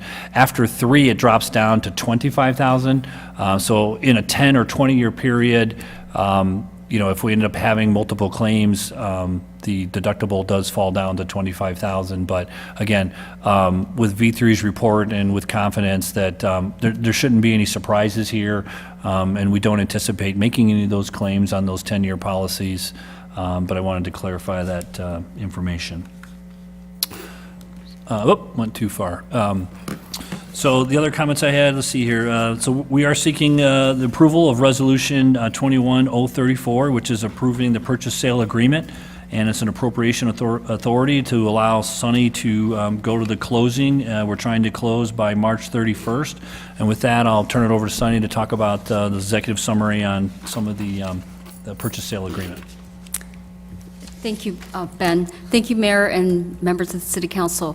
What was presented last time was an executive summary without the purchase and sale agreement. So you didn't see the devil in the detail. Now we get the devil in the detail, and we're pretty happy there's no devil in the detail. So, with the help of Mark Gershon, Chevron's attorney, and also Simon Beverler. Simon's last name? Yeah. So, They've been very workable, very approachable in negotiating and making sure that the fine detail is in the agreement, which I've looked at many times. I'm pretty confident that it's in there. It's clarifying what it wasn't really clarifying in the initial draft. So again, the purchase agreement is, the purchase price is $2 million. The closing must occur on or before March 31st. And we are required to pay upfront the pollution liability insurance, which is the premium for the 10-year policy is $229,500. There's a mistypo in the executive summary, so it's $225,500, which, insurance policy, it's good for everyone. That's why people buy insurance, for that claim. But with V3's report, we're pretty confident that we probably won't have a claim, but if there is, we have insurance coverage for that. And again, the excess indemnity policy is being waived by Chevron, which was save the city $198,000 for the 10-year policy, and we don't have to have an additional 10-year policy for after the 10-year initial period. And the only thing is that we have to make sure that Chevron is comfortable with our finances, which they are at this point. We are, unlike other communities, we've survived COVID very well, and we're not impacted as directly as some of the communities. So we are in a very good financial stability, and they're assured that if something happens beyond what the insurance policy would cover, that we have enough financial ability to address that. So the closing costs, we will share in the closing costs. The primary part of the purchase and sale agreement is the assumption of liability and indemnification. We're releasing Chevron from any of the on-site contamination for the operation that occurred pre-closing. But if we do something, or any future buyer does anything to aggravate it or make it worse, then of course, we would have to be on the hook for that. Any off-site contamination, Chevron is still going to be liable for any off-site contamination that is linked to their prior operation, pre-closing operation, what they did, of their chemicals that may have leaked in. If that's linked to their prior operation, they're still on the hook for it. And as Ben indicated, they are also on the hook for the groundwater contamination, and they are obligated to maintain the groundwater monitoring through their monitoring wells. They have access to the properties to ensure that they, keep the groundwater clean and make sure that it's being, cleaned. And they are actually seeking from the IEPA a no further action letter from them that the water is clean. They don't have to do any further action. So that is an assurance that the city is not on the hook for that. So the redevelopment agreement that is currently in place allows Chevron to seek reimbursement for any of the improvement that they've done on the business park. They're agreeing to walk away from that. And so, we may have to come back later on at a subsequent city council meeting to amend the redevelopment agreement to take this parcel out of the redevelopment agreement, also to take Chevron out of the obligation that they have to improve it or obligation that they will seek reimbursement. There is the tank farm north of the business park that's owned by Shell that for some reason is in the redevelopment agreement, so we can't terminate it wholly. So it would be amended and it would be brought back before the city council. So the annexation agreement has already terminated, so that really doesn't apply except for the zoning still remains. There are restrictions on the use of the property that will also remain to any subsequent buyers. Obviously, we're not going to have any recreational use. There's not going to be any residential use, and that's what the property has been cleaned for. It's not going to be clean to the ability of someone building homes there, but obviously it's clean enough for industrial use. Whether or not it's just vacant or industrial use, it is still on the restrictions on there. But what will happen if the city council approves the purchase and sale agreement? So after the parties execute the purchase and sale agreement, if it's approved by the city council, within 5 days, the city transfers $200,000 in escrow funds for the closing. So there's been a question regarding, well, what happens to the escrow earnest money? Just like any purchase of a property that you would, if you bought a home, you put a deposit on it. If the parties default, either party, the non-defaulting party keeps that money. So the purchase sale agreement, we are agreeing to, if it's approved, agreeing to have the closing on or before March 31st. If we default, then Chevron gets to keep the money. If they default, we can get the money back. So very typical. So after the earnest money is deposited, we're going to finalize some of the easement agreements. There are multiple easement agreements on this parcel. There's access agreements, there's restrictions, there are other documents that will be finalized, and then the city will be required to purchase the liability insurance agreement, and there will be closing statements that will be finalized, and hopefully the closing will occur on or before March 31st. The deed will be transferred. So some of the logistics of what would occur when the agreement, if it is approved. So if there's any questions, I would be more than happy to, entertain them. I know there's a lot in that agreement. There's a lot of moving pieces. I'm trying to summarize it, but if there's any details you need, I'm more than happy to. Sonny's going to be busy with Mark after this vote, Yes. if so approved. So that's part of why we have the, the deposit that they've asked for, because there's still going to be a lot of things we're going to sort through here. But as far as a formal council action tonight, if you authorize the purchase agreement and the authority for Sonny to close, and then she'll handle that with them, and we'll own it hopefully before April 1st. So I just have, a couple questions here. The responsibility that Chevron has. Turn your mic on. Excuse me. The responsibility that Chevron has, you said for water and. Monitoring. Yeah, water monitoring. They still have, there's water monitoring wells on the parcel. So how long are they responsible for that responsibility, I guess is my question. They're seeking a no further action from the IEPA. So basically, it says that, you know, IEPA is satisfied, they're satisfied that the groundwater is clean and everything else, and so whoever owns it is not required to do anything further beyond that. That would be Chevron. Chevron is seeking that approval. They're pretty confident that they would be getting it. So, There will be no more responsibility on their behalf, then, is what you're saying? After no further action. no further action, again, Yeah. you know, even if something happens, IEPA still has the ability to go after Chevron. You know, they still have the ability to say, you guys are the ones who operated this, you're the ones who contaminated the water, you need to do something further to remediate. But it's no further action, you don't have to do anything further than that. Sort of what the condition of the soil is right now on that park. There's no further action. They're not required to do anything further to clean that, you know, the soil. So that will also be applicable to the groundwater once they get that no further action for the groundwater. And Joanne, before we continue, I need to make a motion, so just looking for a motion to... I'll make the motion to accept staff's recommendations.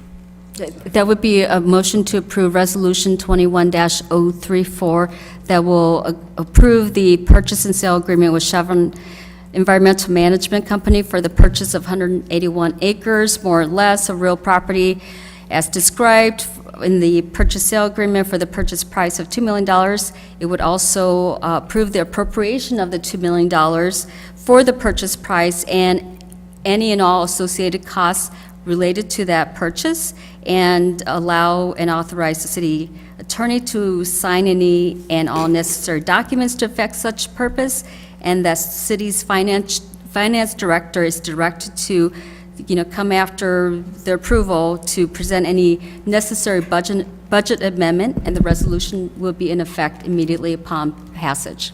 That's exactly what I meant when I made the motion. It's been the longest motion of all time.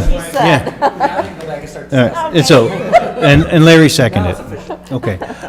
Mark, anything that's been said with Sonny, is there anything you dispute? Does everything seem correct? No, I think it's all accurate from what you hear me. I can, but if you don't mind, going to the microphone. Mark Gershon, I have to say personally, I think I came here the first time 14 years ago on this project, but also fascinating. I didn't even realize till tonight that we're 110 years since this refinery came into operation. So I think we're seeing yet another phase of this property in Lockport's history. So, depending obviously on how you act. But no, I thought both Ben and Sonny summarized it very well. And I will say that I think you know this, but I work with a lot of communities. I represent a lot of communities and also represent developers with them. You guys have a fantastic staff, and they've been hard and thorough with us, and we think it's come to an agreement we hope you guys are supportive of. Okay. All right, thanks. Joanne, please, you had more questions? Well, basically, my concern is the responsibility that Chevron has after the closing, okay?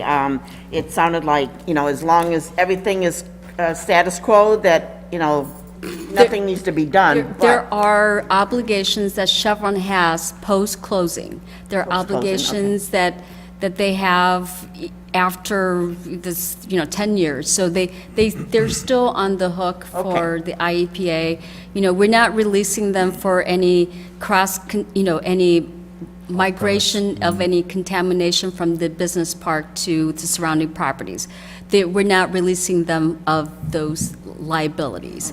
And so if there's any claims regarding that somehow any of their refinery operation seeped deep down and then, you know, migrated to off-site, they're still on the hook for it. So and that survives the closing, that survives, you know, the agreement So being really, approved. it's a lifelong responsibility that they will have. IEPA and the US EPA, they know how to go after the people who operate the refinery. So, you know, but that's why we have insurance. So that's why if we are on, you know, somehow named, you know, by the IEPA, the insurance covers that type of administrative hearings. It covers any, any court claims or anything like that, so that's why we have insurance, to make sure that even, we all know that even though you may not be liable and have a judgment, people could name you in a lawsuit at any time. And that's why you have an insurance policy, to cover that expense, to pay an attorney to defend the city if that occurs. We're taking the business park and the soils and the management of it and owning that property, but Chevron will still own property in the area. They have the CAMU to the north. I mean, they're going to be still in the fabric of the conversation for a long time, but they are also looking to transition these lands that we're purchasing, to us. If we decide to sell them or develop them, the people that buy them will also have to indemnify Chevron and the city in the same way that we're indemnifying them for this purchase and use of the business park. So it kind of trails on, but there's a lot to it. But we'll get into that if we choose to buy it, then as we talk about the redevelopment and the land plan, I mean, all those things will be discussed. I mean, and if the monitoring wells don't go away soon, it's okay. You can build around them. I've seen million-square-foot buildings that have a valve and a hatch in the middle of them, and you open it up, and there's a well monitoring there for 10 years, right? Because they've got an access agreement to get it, and the IPA makes them still pay attention to what's happening underground. So it's not going to impede development or growth or whatever we decide to do on the site. Carol, do you have anything you want to add to it? I mean, you've been working on this for longer than anyone in this room, except for Mark. You got anything you want to add to the conversation? I know a lot of the council members don't know us. Yeah, just if you could just say your name and your address, if you're will. Carol Stark, 230 East 6th Street, Lockport. Thanks. So I have some printouts for the council members. And all I really wanted to say is that I think this plan of the city taking over the property is wonderful, and that CARE has worked on this since 1995. So to see it come to fruition and to see that now we can actually build something out there that could benefit the city and the downtown, I think is a great thing. So if this moves forward as we hope it does, we think this will benefit the city and the surrounding area. Well, thank you guys for all your hard work. The other thing I wanted to mention was... Oh, Ellen, did you want to add to that? I'm sorry. Information that Carol just passed, that's a little CARE history from when we started working, when our group came together. We're a grassroots, all volunteer group, and we came together in '95. That paperwork is old. Ends in 2011 because my PC is crashing, and this was all I could find. So, but the thing is we back in 2012, we gave a presentation to the city. We've worked with everybody. We've worked with the mayors all the way back to Mayor Dystrip. We've had the EPA at my house with plans and for the remediation. Mark will tell you that Texaco is not excited about us because we demanded that they clean to higher standards than what they originally planned to. So it cost them a few million, several million more. So we're glad to see this happen. And in 2012, when we gave a presentation, we had a lot of information regarding types of businesses, clean things that could go on the property.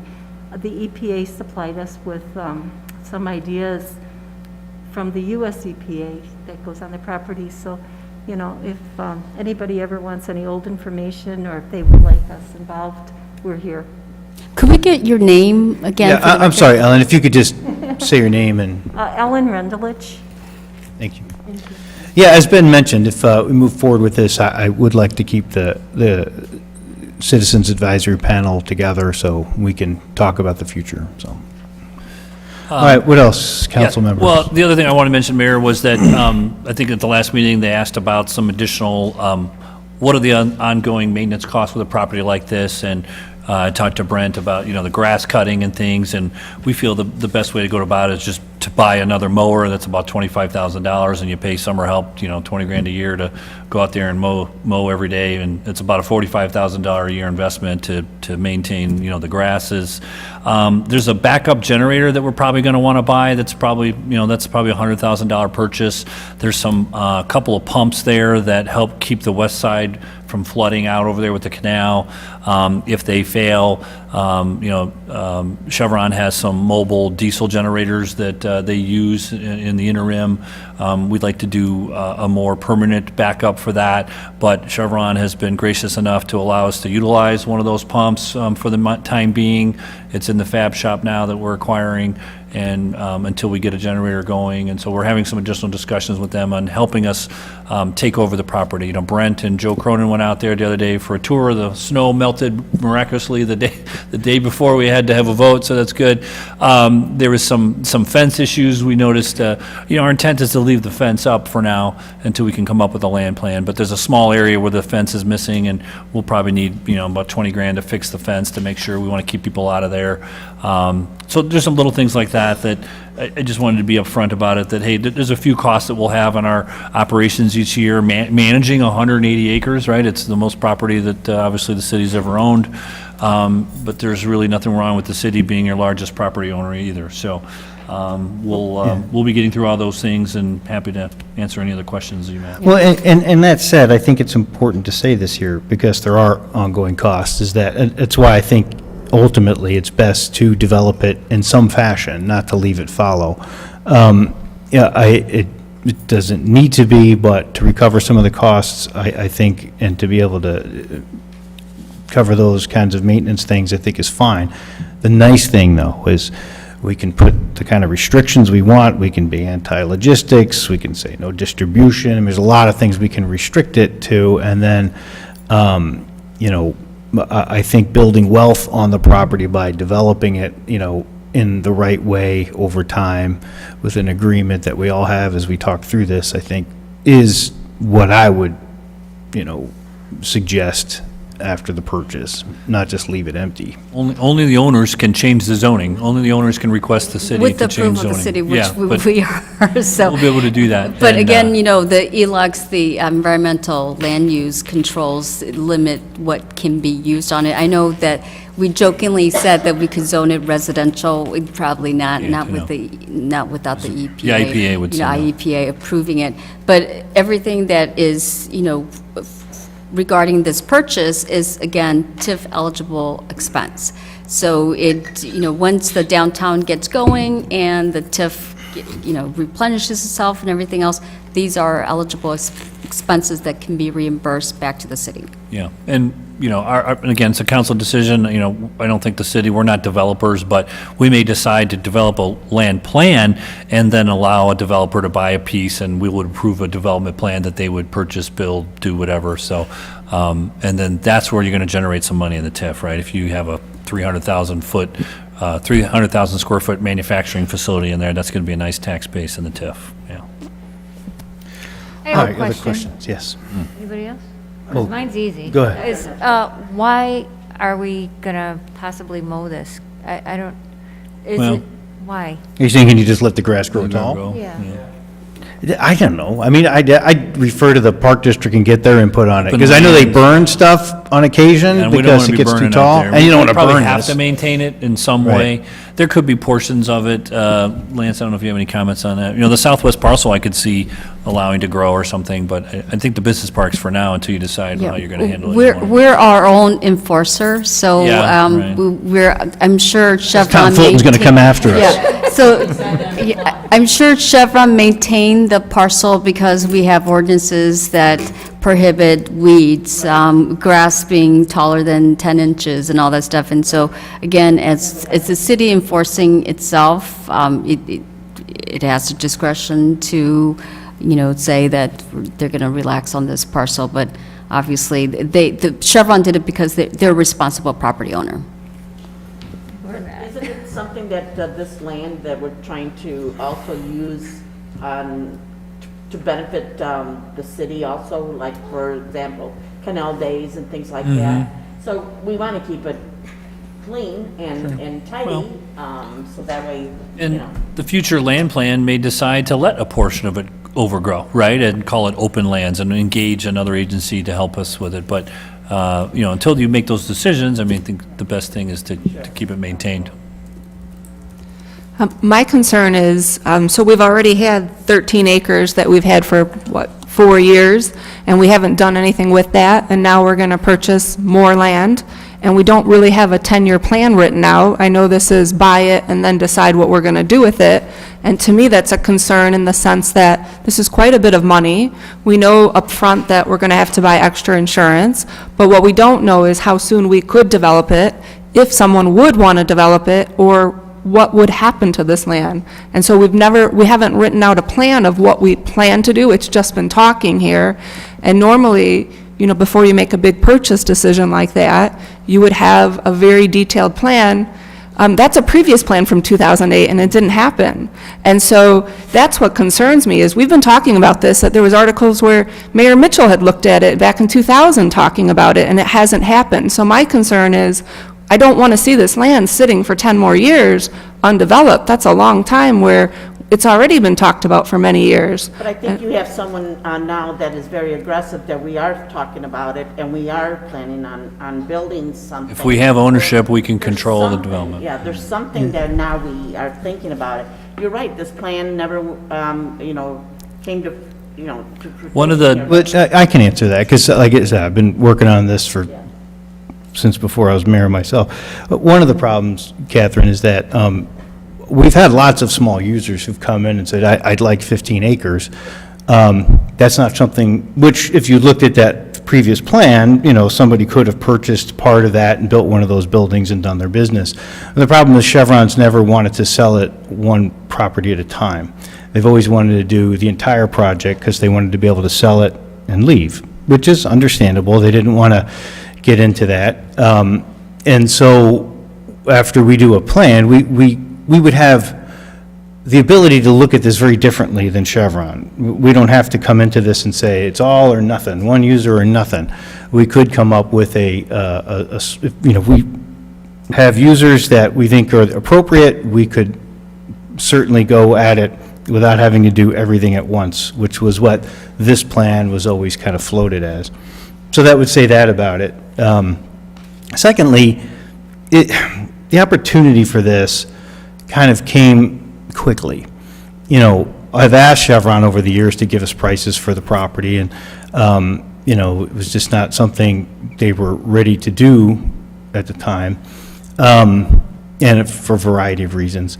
But when, and there's been a lot of, I think, developments that have come before just staff and I that Chevron's floated, which would have been really bad. A lot of logistics and things like that, which would have just really been overwhelming. And because Chevron has always tried to be cooperative, you know, when we said, I know you have the zoning for it, but man, that's the wrong fit, they've always been, okay, that's fine. But kind of the culture at Chevron had been changing, we'd noticed in the past year, where they were really ready to just, we got directives to dump it, and that's why they went to the auction. And it was, you know, almost bought by a logistics company, and as Ben mentioned, you know, there's only so much we can do. So really, you're right, while we don't have a full plan on what it can be, we certainly know what we didn't want it to be, and it almost became that, and that's where we interjected and said, look, Chevron, I think you finally have a handle on what it's worth, and that's in our range, right? This isn't a $15 or $20 million property, which I think originally they probably were thinking more that's what it was worth, but when, you know, the auction didn't go that way, we said, guys, that's in our wheelhouse. So if you'll work with us, we can finally draw a line that says these things that are really not good will not go there. I've got a couple of comments.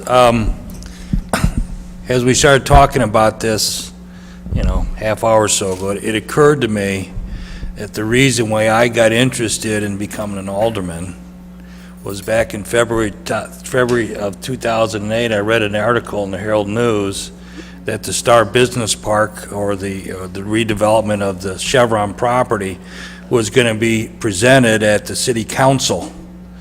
And that's the first time I heard Mark speak. I'm sure Ellen or Carol or Sandy spoke that evening. It's the first time I ever saw Steve Strite.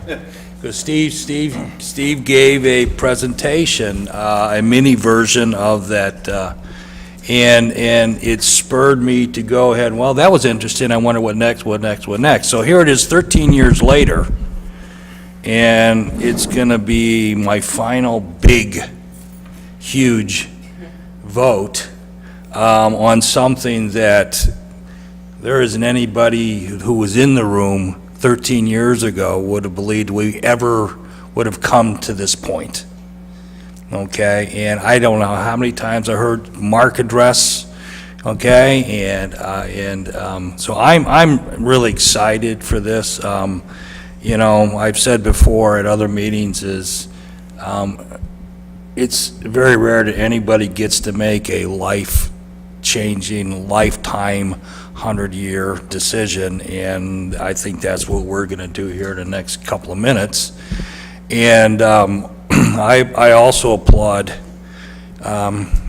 CARE, okay? There have been times that we had disagreements, and I think the disagreements were due to the fact that we were handcuffed of what we wanted to do, but we couldn't do because we didn't own the property, and that's the big thing. So I'm excited that, I hope that the vote goes, that we purchase this property. I'm going to recommend that the next council go ahead and put in a budget or a budget amendment, a master plan for this property. We don't have a master plan. We had a plan, but now that we own the property, we need to have a master plan, something we can look at. You know, it isn't something that's going to occur overnight. We'll do the community meetings. We'll have all the boards up here. We'll have the pieces of paper. What about this and what about that? And then maybe in 12 or 18 months, a master plan comes out of this, okay? But that never would, if Mark said it's been 110 years, at no time in the last 110 years has the city of Lockport ever had any control of this property. So that's pretty cool that we're gonna go ahead and get control. We did have, actually, Lance and I had an unrelated meeting with Doug Pryor today, and he's kind of the Ben Benson of the Will County Center for Economic Development. And, you know, this project came up, or this opportunity, and he's like, oh my gosh, he goes, this, I mean, can you reiterate kind of what he said? I mean, he really, just so I'm not the only one talking. Yeah, I mean, just to kind of supplement what the mayor had mentioned, we have had a number of projects that come through what's called Intersect Illinois. So it is companies that are looking to locate in Illinois, typically manufacturing or business related, typically looking for sites anywhere between, 20 to 100 acres or so. And we have passed on at least 5 of those on to Chevron that were specifically suited for this property based on the access to the rail, based on the access to the canal, based on the utilities that we already had in the area. Each of them were never even accepted by Chevron because they only wanted to sell 182 acres. So, there has been interest, significant interest in this. We have talked to a number of other industrial users that want desperately 10-acre parcels to redevelop and place their business because they are having a god-awful time trying to find those sites in the region.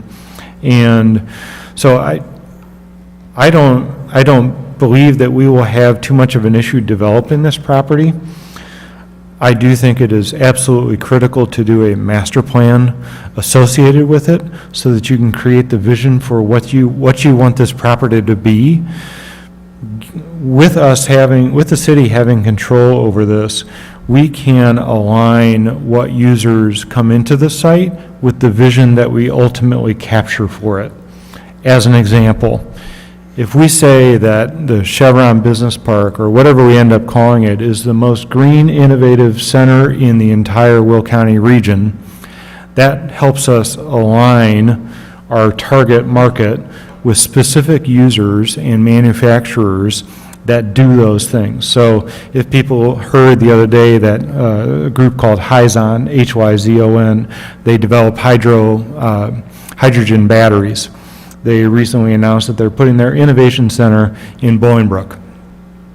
That kind of a group within that kind of an umbrella of the most innovative, sustainable location would be a target for here.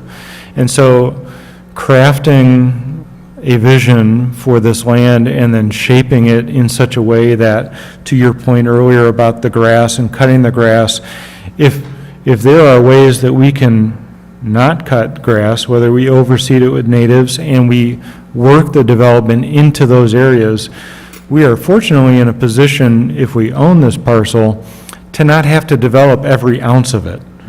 So this isn't, a Prologis where they have to develop every single ounce of the entire property. We can do something that is more sensitive, that is more environmentally friendly, that is better connected.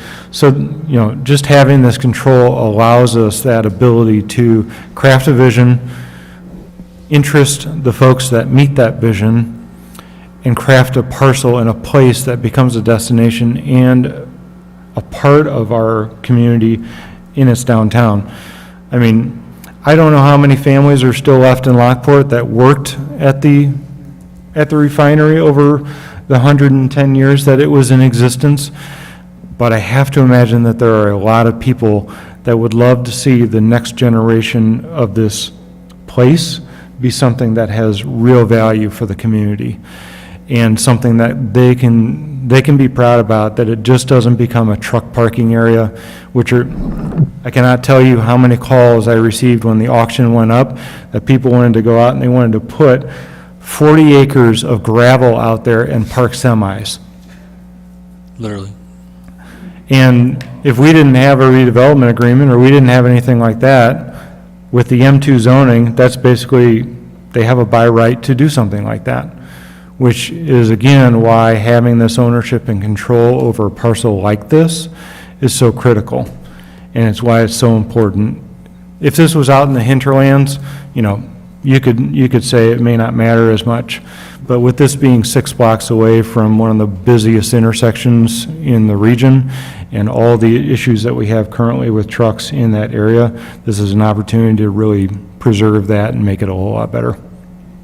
Yeah, but your proximity is interesting, because that's one of the other things Doug Pryor mentioned. He goes, the fact that it's walking distance to your downtown completely can transform what can go there, the kind of businesses that would be interested in that, as opposed to, it's out in the middle of nowhere, so let's just put something that... Well, so envision this, one of the projects was going to had 500 employees associated with it and brought in about 10 trucks a day.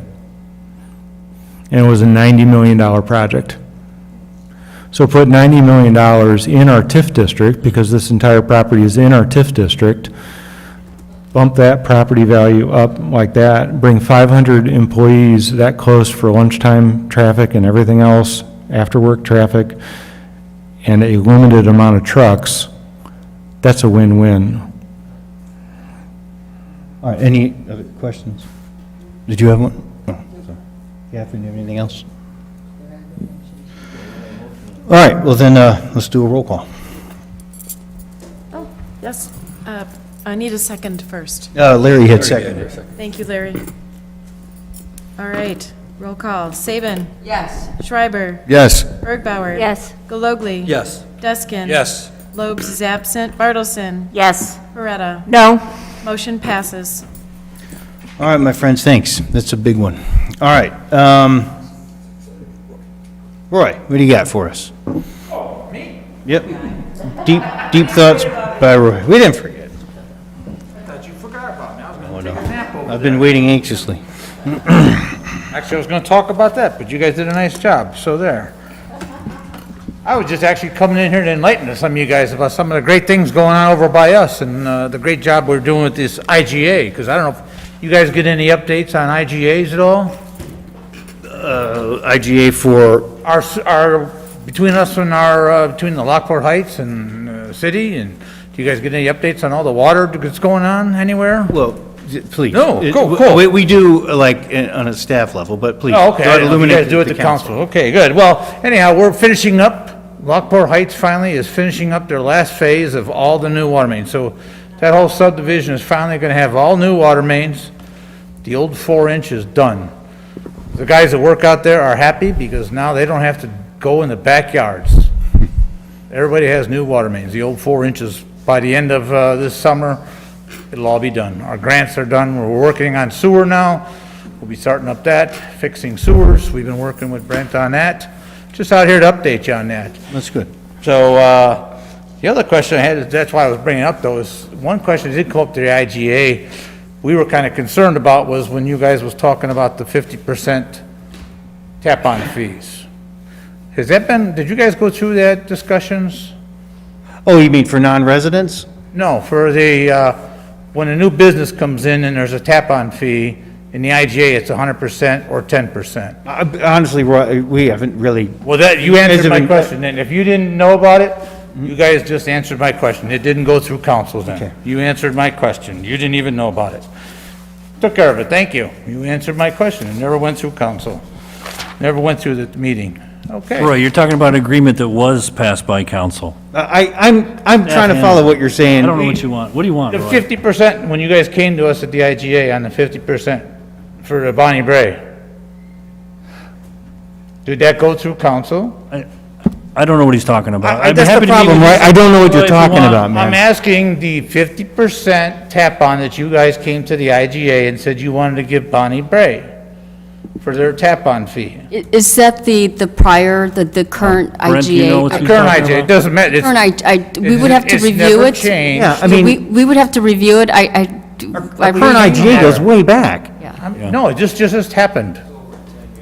Was this? We can cancel the current IGA Is if you this- want. No, it's not. I was just curious if it Right. was discussed. Is this the one that we just We made just the discussed here, what, agreement for- January? For O'Reilly's? Yeah. Ben, this is the one where we had the discussion on whether or not it was tapping into our main or Right. theirs along 159th. and Right, we talked to Oxley about it, yeah. And we came to an agreement with, I guess, through the IGA. Was it brought to council? No, it was not brought to Okay, council. that Roy. was my question. See, that's why our board was concerned that things are happening without going through the council, because it should go to the council if we're gonna change the IGA, because the IGA clearly says 10% or 100%. IGA doesn't change, but it does say at what point do you connect to those mains and who owns those mains, and we can have It's those 10 or arguments 100, anytime and you that's want. all, but that's Yeah. good. I was just curious when nobody understood that. If, my biggest concern is that nobody is coming back here and discussing things with the council. That's our biggest concern on We our could board. discuss how you're building all these great mains and they're all plastic, they don't meet city code. You want to talk about that, Roy? Sure, we can It's discuss a that all terrible we want. idea, yeah. We already been down that road at our meeting. You was there. And we found it problematic, Roy. Yeah. So, Yeah, and it's all good though, because it all meets good stuff, so Thanks, we Roy. like to save everybody money. But I didn't come here to argue, I was trying to be nice with everybody. My goodness sakes alive. I tried to come here and talk good things. I was actually coming here to compliment you guys on Chevron too. That was one of my parts. I was like, oh my God. Anything else, Roy? all right, Roy. Well, All thanks, right, man. so no, it was all good. You guys did good. Congratulations on Chevron. Thank you. All right, my friend. It's something very good. But other than that, thank you. We're all moving forward, and we have quarterly meetings set up, so very good. It's all moving forward. Thank you. All right, thanks, buddy. Speaking of Chevron, I got the Lockport Township mailer. Yeah. And they are advertising that Canal Days is being held downtown. Now, that is, that is a general statement. Yeah. I don't know, So the status of Old Canal Days right now is this. The Old Canal Days Committee and the Chamber had been eyeballing doing it at the Chevron property. One of the reasons that the chip had been put down, if this closes, we'll have a whole bunch of other area that we can use that's already, grinding, so it's nice and it'd be very tight. So that is the goal. we've had some trouble with the liquor license. The state's not giving licenses for events right now, so whether or not they loosen that up, we'll have to see. Otherwise, it's going to be a BYOB kind of a, I don't know. We'll find out. But I know that the Chamber and the Okanelli's committee is working on that. But no, it was not to be downtown. It's still focused on being in the, It's the weekend before Father's Day weekend now, too, so it'll be the 10th through the 13th, and we're going to resubmit for our liquor license, and they want to know how we're going to handle the Phase 4 guidelines, and it's a fair question, so we've come up with a plan, and taking people's temperature and requiring masks, and so we're going to resubmit, and, you know. that's the hope. Yep. All right, anybody else got anything?